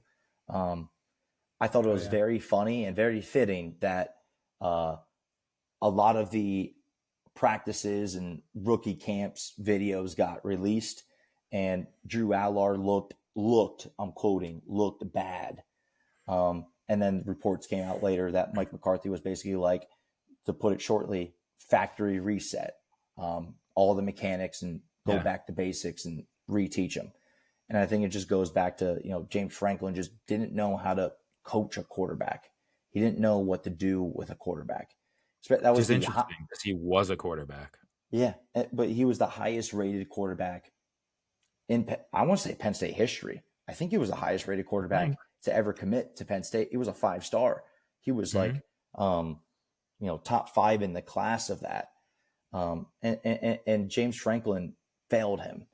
And I don't want to speak any ill will on Franklin. I wish him the best at Virginia Tech, but like basically Mike McCarthy and the whole Steelers crew were like, we got to reset him. What happened in college? He got bad traits. We got to whatever. He was the second best quarterback. I think he has all the tools. I'm going to root for him. We signed Aaron Rodgers back. I think Aaron Rodgers gives us the best chance at winning. I don't behind him won't help. Well, can't hurt either. Yeah. I don't think there's a Super Bowl in the Steelers' future. I don't. I think we saw what Aaron Rodgers could do for us last year. I think we're better than last year. Brought in Pittman, brought in Jaquan Brisker, brought in Neal. Like, defense got better. Dowdle. Yeah, Dowdle for cheaper than Kenny Gainwell, they're kind of the same player, even though I do like Kenny a little bit more. But like, just like that scrappy, gonna get extra yards, not a lot of pressure on Dowdle. I'm not gonna go off about Dowdle, but like, we're a little bit better. But I think like we saw what the cap was for the Steelers last year. 10 wins. Schedule's a little bit harder. I think we'll like make the playoffs. There's no Super Bowl in that. But if we're looking at future, a lot of Steelers fans, which I don't get, I know you're not very much in the world as much as I am. Steelers fans, I'll tell you this right now, love Will Howard. They're obsessed with Will Howard. Dude's got a downtown. He shares a downtown with Terry Bradshaw. Yeah, he does. They didn't want Aaron Rodgers, and they wanted to throw out Will Howard and see what it is. To play devil's advocate, I understand why. Play your young quarterback, see what you got. We're already not going to win a Super Bowl. Like, why bring Aaron Rodgers back? Whatever. That's just not the Steelers' mojo, though. I think Will Howard. I think his mentality. I wish Drew Aller had. I think Will Howard's a winner. I think he will do anything he can. He's gritty, he's grindy. Not against me. Yeah, like I think he's not against me though. I think he's gritty, grindy. I think he will do anything he can to win. But Will Howard was surrounded by elite first-round talent. I know Judkins wasn't picked first, but Travion Henderson, Carnell Tate, Jeremiah Smith, like, list goes on and on. He was surrounded by so much talent. And I know he won at Kansas State, but he won the national championship at Ohio State. That's what everybody around room for. I do think he's a winner. But at the end of the day, he's a 6th-round quarterback pick. And a lot of people will be like, oh, well, what draft was Tom Brady at? You can't compare. Brady, Purdy. Like you can't compare, but you can't compare Couple because others, all the yeah. other I can go years on years and decades on decades of all other quarterbacks that were drafted in the 6th round that didn't pan out. He was a 6th round exactly. pick. More that don't that did than that Yeah. did. And that was also, I mean, that was a draft class where it was Jackson Dart, Cam Ward, Tyler Shuck. Like there were other quarterbacks Stacked, picked yeah. ahead of him. Drew Allar, though, he is a pussy. His footwork sucks. Like the overall, like Deer in the headlights. deer in the headlights. Like he gets scared and whatever. But he has the raw talent that's so much better than Will Howard. So much better. Probably. You just need somebody to crack that. I think out of any coach in the NFL outside of Sean McVay, I think Mike McCarthy is probably a top guy I'd have on the list to bring that out of him. Because he had Aaron Rodgers, he had Dak Prescott, like he brought it, out of him. You could maybe He's argue never. with, sorry, go ahead. No, I was gonna say he's never had a shitty offense. The issue was Yeah. the defense, if anything. Yeah. Never had a shitty offense. Maybe the play calling here or there, but he always had his guys like playing well. Yeah. To your point. Yeah. And I think Well, yeah. you have a head coach like that. He's a rookie, 3rd round pick. I think like that was deserved of Drew Allar. Could have been a 1st round pick, but why he wasn't a 1st round pick is because what we just said, deer in the headlights, pussy, footwork terrible, whatever. Didn't win big games when it mattered. But you bring in Aaron Rodgers.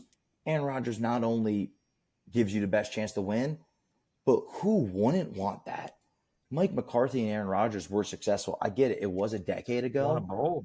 But they're both like great. Like Aaron Rodgers wasn't bad last year. He wasn't elite, but he's 41 years old. He did the best with what he had, which was DK, Pat Fryermuth, Darnell Washington, and Jalen Warren and Kenneth Gainwell. He did the best that he could. So I can't fault him. But if I'm, as a Steelers fan, that's what I want. I was hyped for Will Howard last year. I'm even more hyped for Drew Allar because I think Drew Allar having Mike McCarthy going through the mechanics again and then having Aaron Rodgers, which everything he's been through. Say what you want about Aaron Rodgers. Dude's been through a lot of drama, a lot of big games. He was an MVP. He was getting compared to Tom Brady, but he's also been through a lot off the field as well with his family and media and all of that, which like Drew has been a little bit at Penn State because it's Penn State, but you have a guy like Aaron Rodgers that's in your corner. Turns it off. There was never any story last year about him being like a dick to Mason Rudolph or Will Howard. There was always stories about how great he was. And you put that with a guy like Drew Allar or Will Howard. I don't care who it is. I think Drew Allar is just the better prospect for the future. But you bring Aaron Rodgers back, not only because he is the best quarterback for a winning situation. They signed, I think it was 25 million guaranteed 1 year. A lot of Steelers fans were like, "Oh, will Malik Willis signed for the same amount of money, or could have got Malik Willis?" No, I think Malik Willis just continues that circle. There needs to be an usher of a new franchise quarterback in Pittsburgh, and we're always going to be in that 9-8, 10-7 range. We're never going to be a top 5 pick in the draft. Steelers never rebuild; they retool. Yeah. What does Drake say? What does Drake say? Got to push it to the max. Push it to the max. None of this fucking half-ass and shit. Push it to the max. Yeah, and that's what Steelers it sucks as like a fan because you're always good but never good enough, to be there. But you're dancing, and at the end of the day, do you want your team to be ass or do you want your team to be dancing in the playoffs? You want your team to be in the playoffs because you have a chance at going to Super Bowl. Because the last time we won the Super Bowl, guess what? We were a wild card team. Made it all the way. San Antonio Holmes caught that pass. We won a Super Bowl. It doesn't matter where you are in the playoffs as long as you're there in the dance. So, Aaron Rodgers is a head case. He did join a month before than he did last year. So I think he's invested in this team. I think he loves the There you go. Steelers. But I don't have unreal expectations. Like last year, I thought we were like going to win the playoffs and maybe make a sneaky appearance. I think the expectation is playoffs, not a win in the playoffs, but to make the playoffs. But I'm thinking long term, you have two quarterbacks that are great. They had great college careers in different ways. One was a natty champion, winner, like hard-nosed. And then you have another one that is like has untapped raw potential to be great. You couple that with Mike McCarthy and Aaron Rodgers, sky's the limit. And then if it doesn't work, it was a good try. It was a good try. And our defense, I loved our defense. Terrell Austin sucked. He's gone. I love Mike Tomlin, but he's gone. It's all refreshing. And our defense is better than last year. Brought in Jaquan Brisker. Brought in Neal from the Tampa Bay Buccaneers, who was the best cornerback too in the league. You know what I mean? You get Patrick Queen, if you can get him back there. Peyton Wilson, Nick Herbig, Highsmith, Watt. Like, you get all those guys. And then they drafted an O lineman in the first round. I know Philly snatched our chain. We wanted Mekhi Lemon, but maybe that was a blessing in disguise. I think I don't know much about this Max Icho Manor, whatever his name is. I can't say it, but his name, he passed the name test, and I've seen clips of him. He's a dog, and a lineman. Yeah, I think he's good. And you put Troy Fattanu, who was a left tackle in college. He was right tackle last year. You put him back on left tackle because this guy we drafted is right tackle. We have we were a top 7 offensive line last year, and we're young. Zach Frazier, Mason McCormick, Troy Fattanu, Max. We lost Isaac Salamu, but he wasn't our best guy. He wasn't your best guy on Eagles either, but he was, his hair was cool and, he was solid, but we have that. So I'm all perspective. If you asked me this question 2 weeks ago, I'd have a completely different answer, but I just been thinking about it a little bit more. Yeah, I agree with you. And I like it, Yeah. What do you feel about Max Lemon, though? Because Max Lemon, I think 85% of his catches were in the middle of the field. And I know you have different offensive coordinators with Jalen Hurts, but Jalen Hurts isn't very known as using the middle of the field. He's more of a shot, send down the sidelines passer. What are your feelings about Mekhi Lemon and also A.J. Brown? Because it kind of seems like he's going to get traded. I would say so. You never know, but I'd probably bet on it.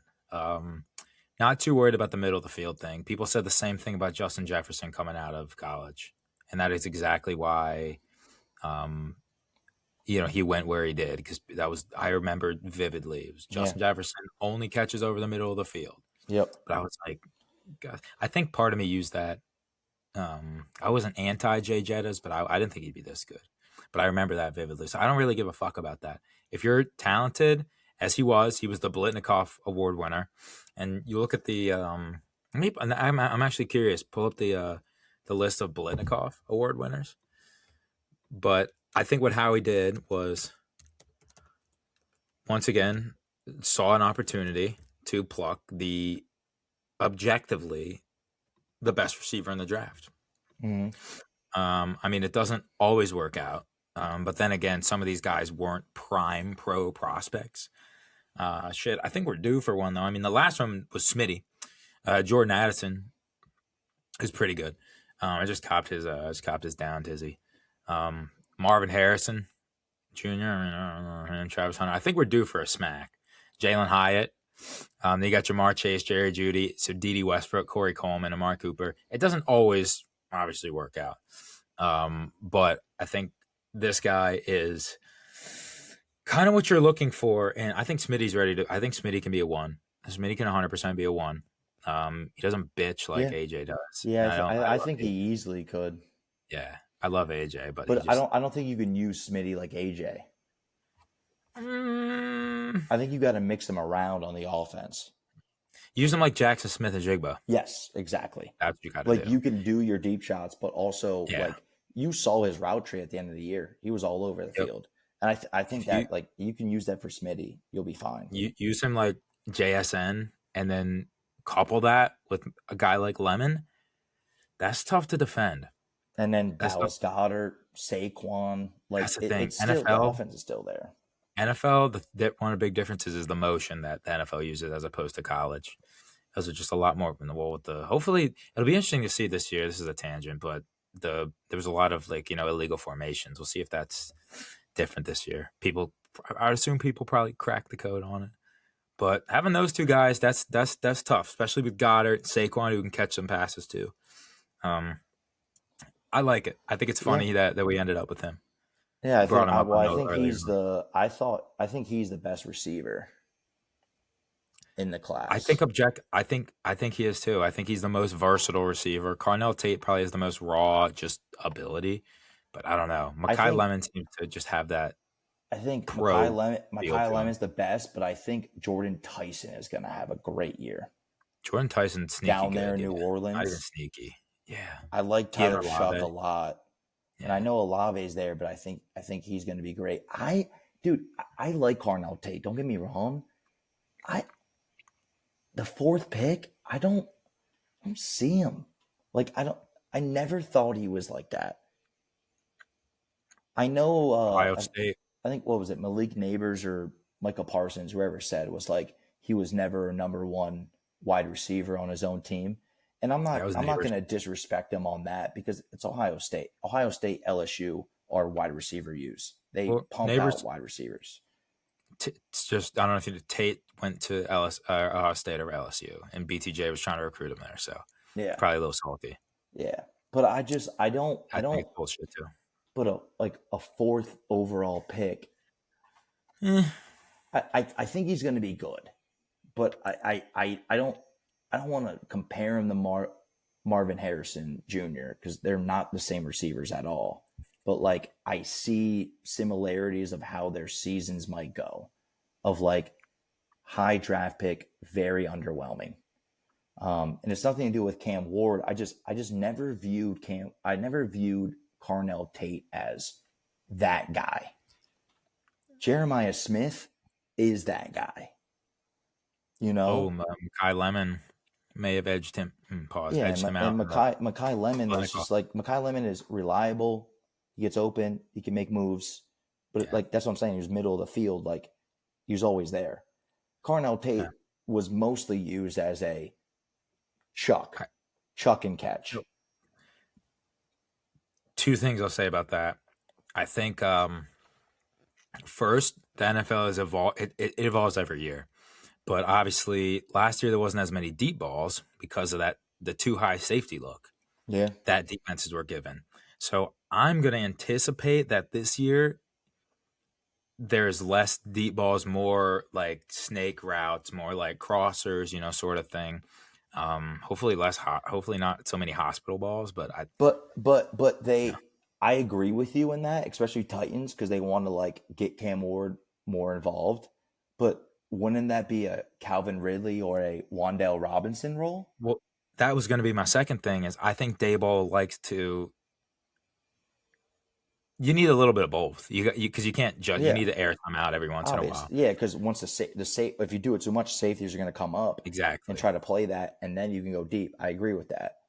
So it's just I think implementing more of it and getting those guys that are more inclined to do it, as opposed to like AJ who just runs kind of comebacks and seams. He's not kind of he can do it, but Daboll likes to chuck that shit deep. He does. He did it with Danny Dimes all the time. I think Cam Ward he's going to like that. He's going to feed off of it. You still need some of it. So I think that's why.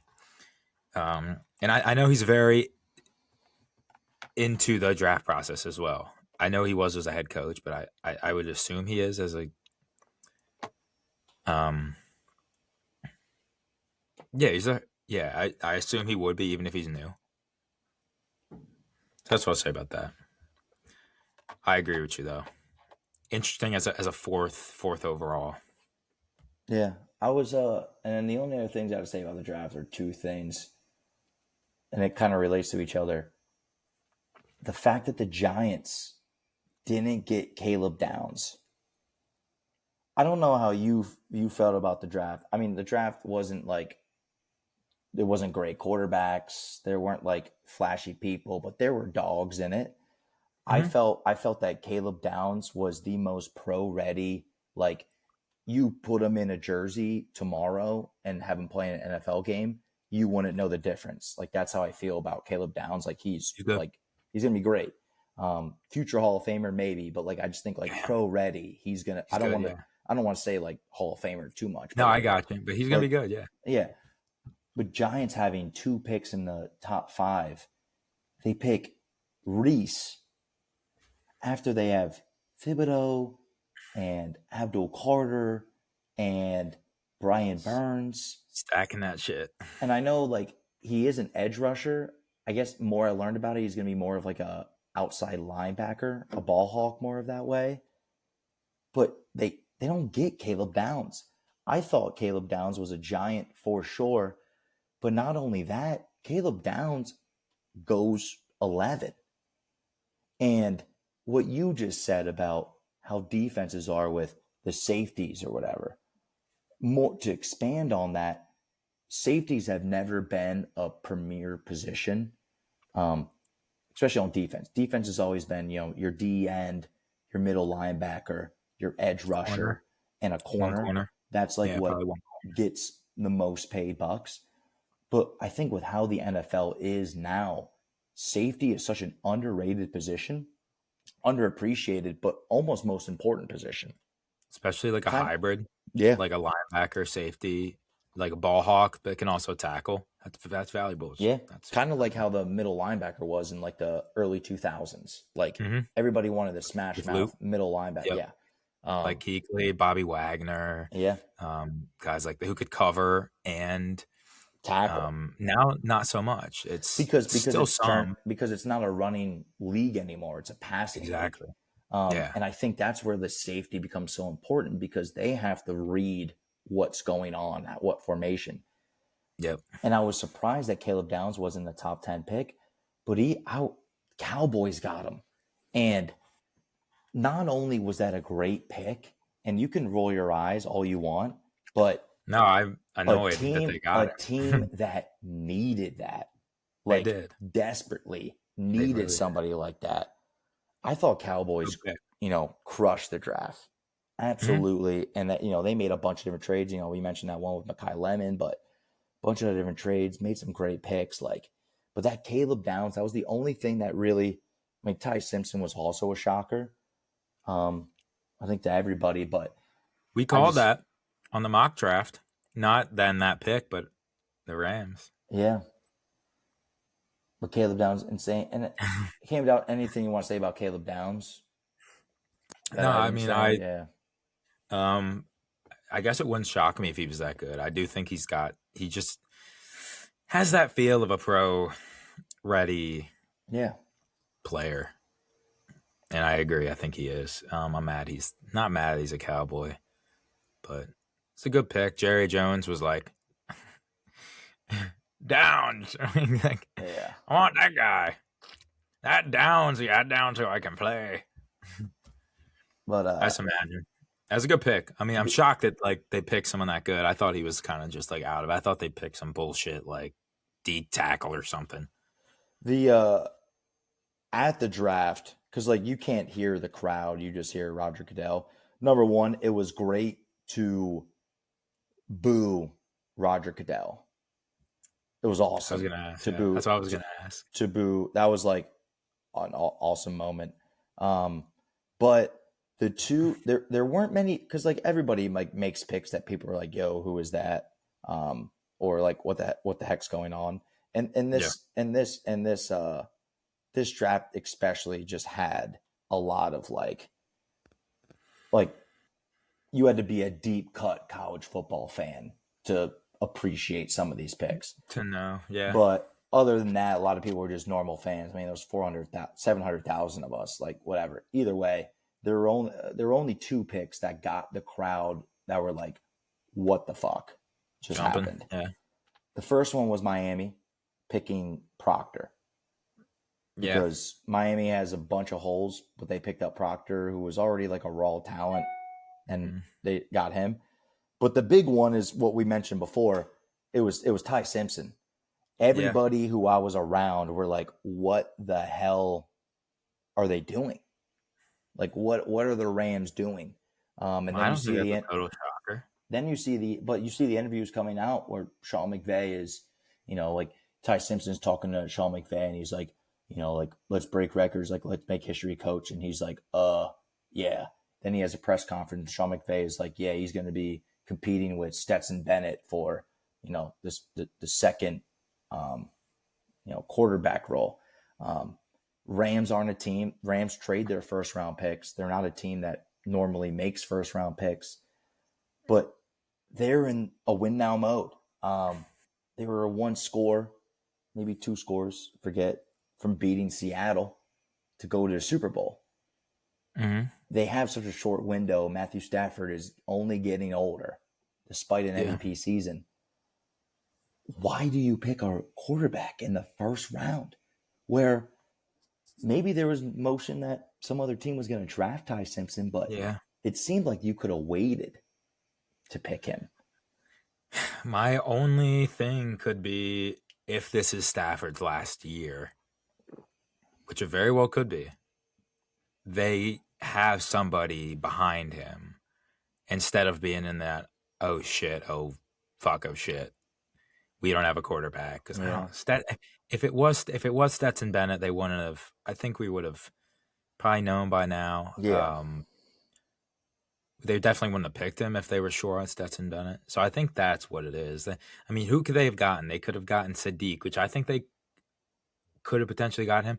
But at the same time, you think about it, they have Parkinson, they have Higbee, they have guys. They don't really need a raw rookie coming in there. I mean, he's probably going to be good, but like, they don't really need anything. Yeah. You probably could have picked a wide out, but like, Devontae's, he's still got in the tank. Puka, I mean, he's got his issues, but they have enough. So you could have forced something in there. You still got another year of Williams. I think Corum's good. You could have forced something in there. But I think they just wanted to literally ride out what they had, make some improvements on defense, and then get a future like lined up. Yeah, and like their next guy, yep. Playing even just devil's advocate a little bit. It's the first time I'm thinking about this. Picking a guy 13, just do it just from a mental, like, that's showing you have a lot of faith in a guy. Yeah. So especially a guy who's supposed to be like borderline first, maybe second round pick. A guy who went to Bama, so he's not afraid of like pressure or anything. He's working with like good wide receivers. I don't know. I would assume Stafford had something to say about this. I can't imagine they didn't. But you would think if Stafford had to pick, saying it, Sean McVay would know. Well, but it seemed like Sean McVay was pissed about the pick. That's the only thing that makes me qualmy or uneasy. Was he? I didn't see that video. Yeah, dude. There's they had a post game or post draft press conference with Sean McVay, and here I'll try to play it. I'll try to play it. Let me play it. My phone died. Yeah, I can see that the offense wasn't the issue. They just didn't have shit for defense. Here. They couldn't stop a nosebleed. Yeah, I did. I'll keep that between us. Do you expect Ty to back up that game? We'll see. He's going to compete with Stetson. Sean, was this the player that you guys identified and targeted, or is this a situation where you guys looking at some other players and this is with who was taken before? This was your there was a lot of players that we liked, but when you do look at it, I think the thing you liked about the body of work is, let's make one thing clear. This is Matthew's team. And you get a chance to be able to address, the backup quarterback. We've got Stetson. So to be able to add somebody that you can evaluate a body of work where he was asked to play the position and a lot of things that do translate. Rambled a bit there, but started in the offseason per se. especially when Sean, coaching staff, got involved, and then that process goes all the way up until even into the latter parts of last week, and then at that point in time, like I've mentioned in here, the ship's got the sea's going to shape the 13th pick. You had to fall. I think that at the end of the day, probably processing football, someone who can execute a passing offense. The whole time, Sean McVay just looks pissed. He just looks pissed. Yeah, and yeah. I mean, I think everything you brought up is a fair point. I think that's exactly what the front office was thinking.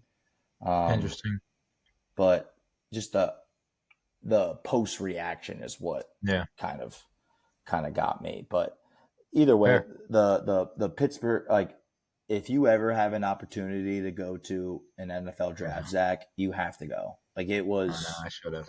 Pittsburgh was spectacular. I mean, I love the city of Pittsburgh. It's my favorite city in the world.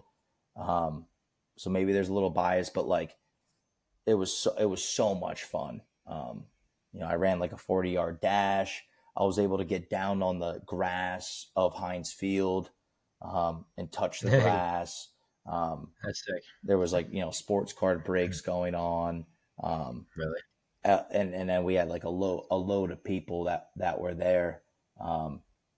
That made it a lot of fun. But last thing I'll end it on, just talking about the draft, because again, we could talk about this for 4 hours if we could.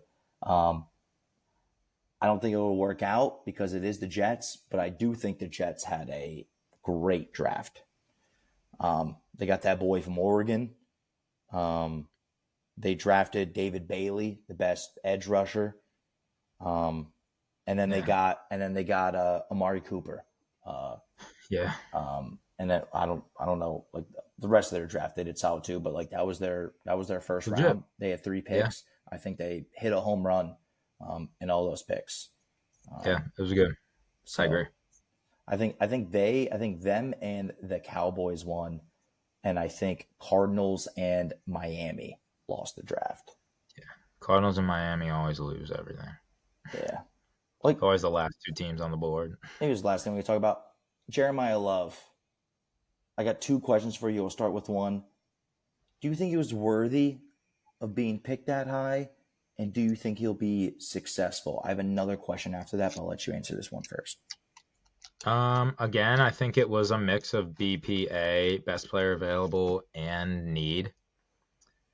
I think you just looked at the board and it's like, we just picked a wide receiver last year. We have Trey McBride. We have Michael Wilson. It was damn near an 1,000-yarder. Running back's a bit shaky. I think Connor's still there. Yeah, James Conner got hurt last year, but yeah, he's getting older. He's getting older. That was a big hole for them last year. I mean, obviously DeMarcano fucking dropping the ball at the goal line. Yeah, I'm trying to think who else was the running back, but yeah, it was bad. It was bad. Yeah, so I think like a mix of BPA and you could debate best player on the board. I mean, you could make an argument for it. I'm not saying he was, but you can make an argument for it. So he wasn't Genty, but then again, like, look at Genty. He didn't have that smash of a rookie year. So I think it was the right pick. I would have done it. You mentioned Genty, and I think I already know your answer off of how you responded. But at least in my line of work and people I've talked to, getting a lot of comparisons to Jeremiah Love and Saquon Barkley. Do you have any thoughts on them two being compared as prospects? I see the angle on Saquon, but not as in terms of like hype, but not as a player. I think they're two very different players. I guess I can see it. It's not like the first time. Who do you think is a better prospect? That's a tough one. I mean, my first intuition, my gut says Saquon. I think it was Saquon. What was he, 2? Yeah. I think Saquon over all of them. Obviously, maybe I'm a little biased, but Genty's just, I don't know. He's got to get more like, he's missing something. I said that too. I agree with you. I think Gentry's great. I think Jeremiah Love is great. Saquon, though, is Game changer. It's like we're talking. Saquon is in talks of Reggie Bush. I think Reggie Bush is Fucking way game better. changer. Reggie Bush is way better. I'm not. Don't axe me now. But like I can't. Saquon is closer to Reggie Bush than I think he is to Jeremiah Love and Genty.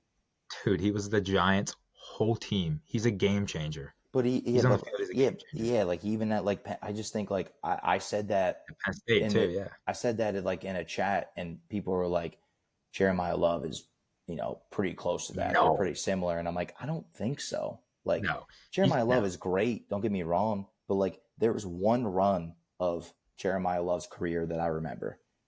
It unfortunately was against Penn State in the semifinals, where like he was dead and gone, but he broke like every tackle. He was down. And got a touchdown. Oh wait, no, that wasn't the one he was down. I don't know. Whatever. Continue. But Saquon, there are many plays that I remember. His return against Ohio State, Game changer. his Rose Bowl performance, like he did so much. And I was kind of getting clowned a little bit for it, saying that Saquon was. And I'm like, no. People were like, you can compare them, and I'm like, yeah, you can compare them, but guess who's better? I don't think it's. Yeah, It's like dude. you can compare Tom Brady and Patrick Mahomes, but guess who's better? Tom Brady. And like I'm not saying Saquon's like the greatest ever, but like to put a comparison of like that, it's kind of just what it is. Even rookie year, like Saquon just stepped in. He didn't miss a beat. Like it was like the game was the same speed to him. It was a crappy line too. It was disgusting. It was the worst line in football for so long. Same with the Raiders, but like Genty didn't. He was okay, but like he didn't do what Saquon did. Saquon's dude. He was always when you needed a play. Saquon was there. Saquon made a play. Yeah, and he was on a good team that should have won the Rose Bowl. Fucking Sam Darnold. Yeah, and Juju. Sam Juju. Darnold and Juju Smith-Schuster, dude. Yeah. I no, that to clown, I think that's ridiculous. Like, I think that I would honestly sit back and I'd be like, okay, like I'm the best ball knower in this fucking chat. I don't even think it's close. Like, I just think of like, Really don't. what was Jeremiah Love was the second pick? I get the records that he broke, but he played dog shit teams. And they ran up the fucking score all the time. You're talking about Genty. Yeah. So there's two sides of it. Saquon, like, dude, imagine Saquon in fucking whatever conference Boise's in. Yeah. But like, what pick was Genty? Like, what number overall was he? I'm not even talking. I was talking about Jeremiah Love first, but like, he was 6th. Okay. Respectable. Yeah, like that's respectable. Saquon was 2. And Jeremiah was like number 3. No way they were saying Genty. You can't be getting clowned for that, bro. No, it wasn't even Genty. It was Jeremiah Love, what people were calling me at. Dude, no. I don't even... He's the most like penciled in fucking pick. All year it was just like, okay, it's going to be Love.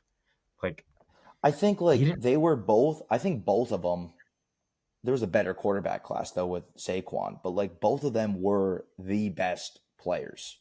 Like suit up next day, best players in the draft, Jeremiah Love and Saquon. But I think Saquon was miles above what Jeremiah Love could be. I do agree, dude. Especially, dude, receiving end, like Saquon put up numbers, bro. Love 27 catches, 283 tuds. Didn't do punts or kickoffs. Saquon did. Yeah, no fucking shit he did. And he housed him. He housed one in the shoe. In the fucking shoe, bro. Yeah, we lost the game, but come on. And that's not everything, but yeah, that just got brought up this week. Come on, 1372, 18 touchdowns. Let me see what Barkley had. I just think it was, I'm biased a little bit, but I just think. Well, I think Jeremiah Love had a better stats, but like you watch, everybody knew Saquon was going to, like, You normally don't pick a running back in top 5. Like, that's a big risk. But, like, Saquon was just, like, different. He was. It was about the same. That's what I'm saying. I think Jeremiah Love was a little bit better. It literally like 100 yards better, but Saquon put up 400 more receiving yards. Just massive. And obviously the fucking kickoffs, 2 touchdowns, 98-yarder. And dude. I don't even think it's close. Maybe a little close, but and with that being said, I'll end it on this. I think Cardinals are going to be the worst team in the NFL dog shit. I think they're going to be terrible. Them in Miami, terrible. Yep. They're usually the last teams to get picked. Go hunt for Arch Manning, you two fools, but you guys are going to be bad. Ew. Please don't let Arch Manning go to those fucking depths. It's going to be bad. Like, really Maybe the bad. Fins. Yeah. Miami doesn't have Tyreek Hill, trades Jalen Waddle, and then pays Achane. Why? Why? Yeah. To be continued. That was a long episode, but we needed it. A lot to talk about. That was beefy, Agree. but it was deserved. Agree. I'm gonna cut this shit up, get it posted. Hopefully we got some clippage. I should be able to. I have I'm working this week, but I have some downtime in the middle of the day, so hell yeah. Maybe that's how I'll use it. Maybe nap, maybe gym, maybe all 3. Hell yeah. To be determined. But that was fun for now. Good chatting with you, buddy. Yeah, the stash coming in well. Hey, you like the stash? It's not growing in the middle, though. I know. Yeah. Can't win them all. Yeah, well. Can't win them all. It's a life lesson. All right. But yeah, about to sign off. Get this thing uploaded. Till next time. We'll see if we can get one shortly here. We'll be in touch, obviously. But for now, enjoy this. And sayonara. Toodles. Peace out. Peace.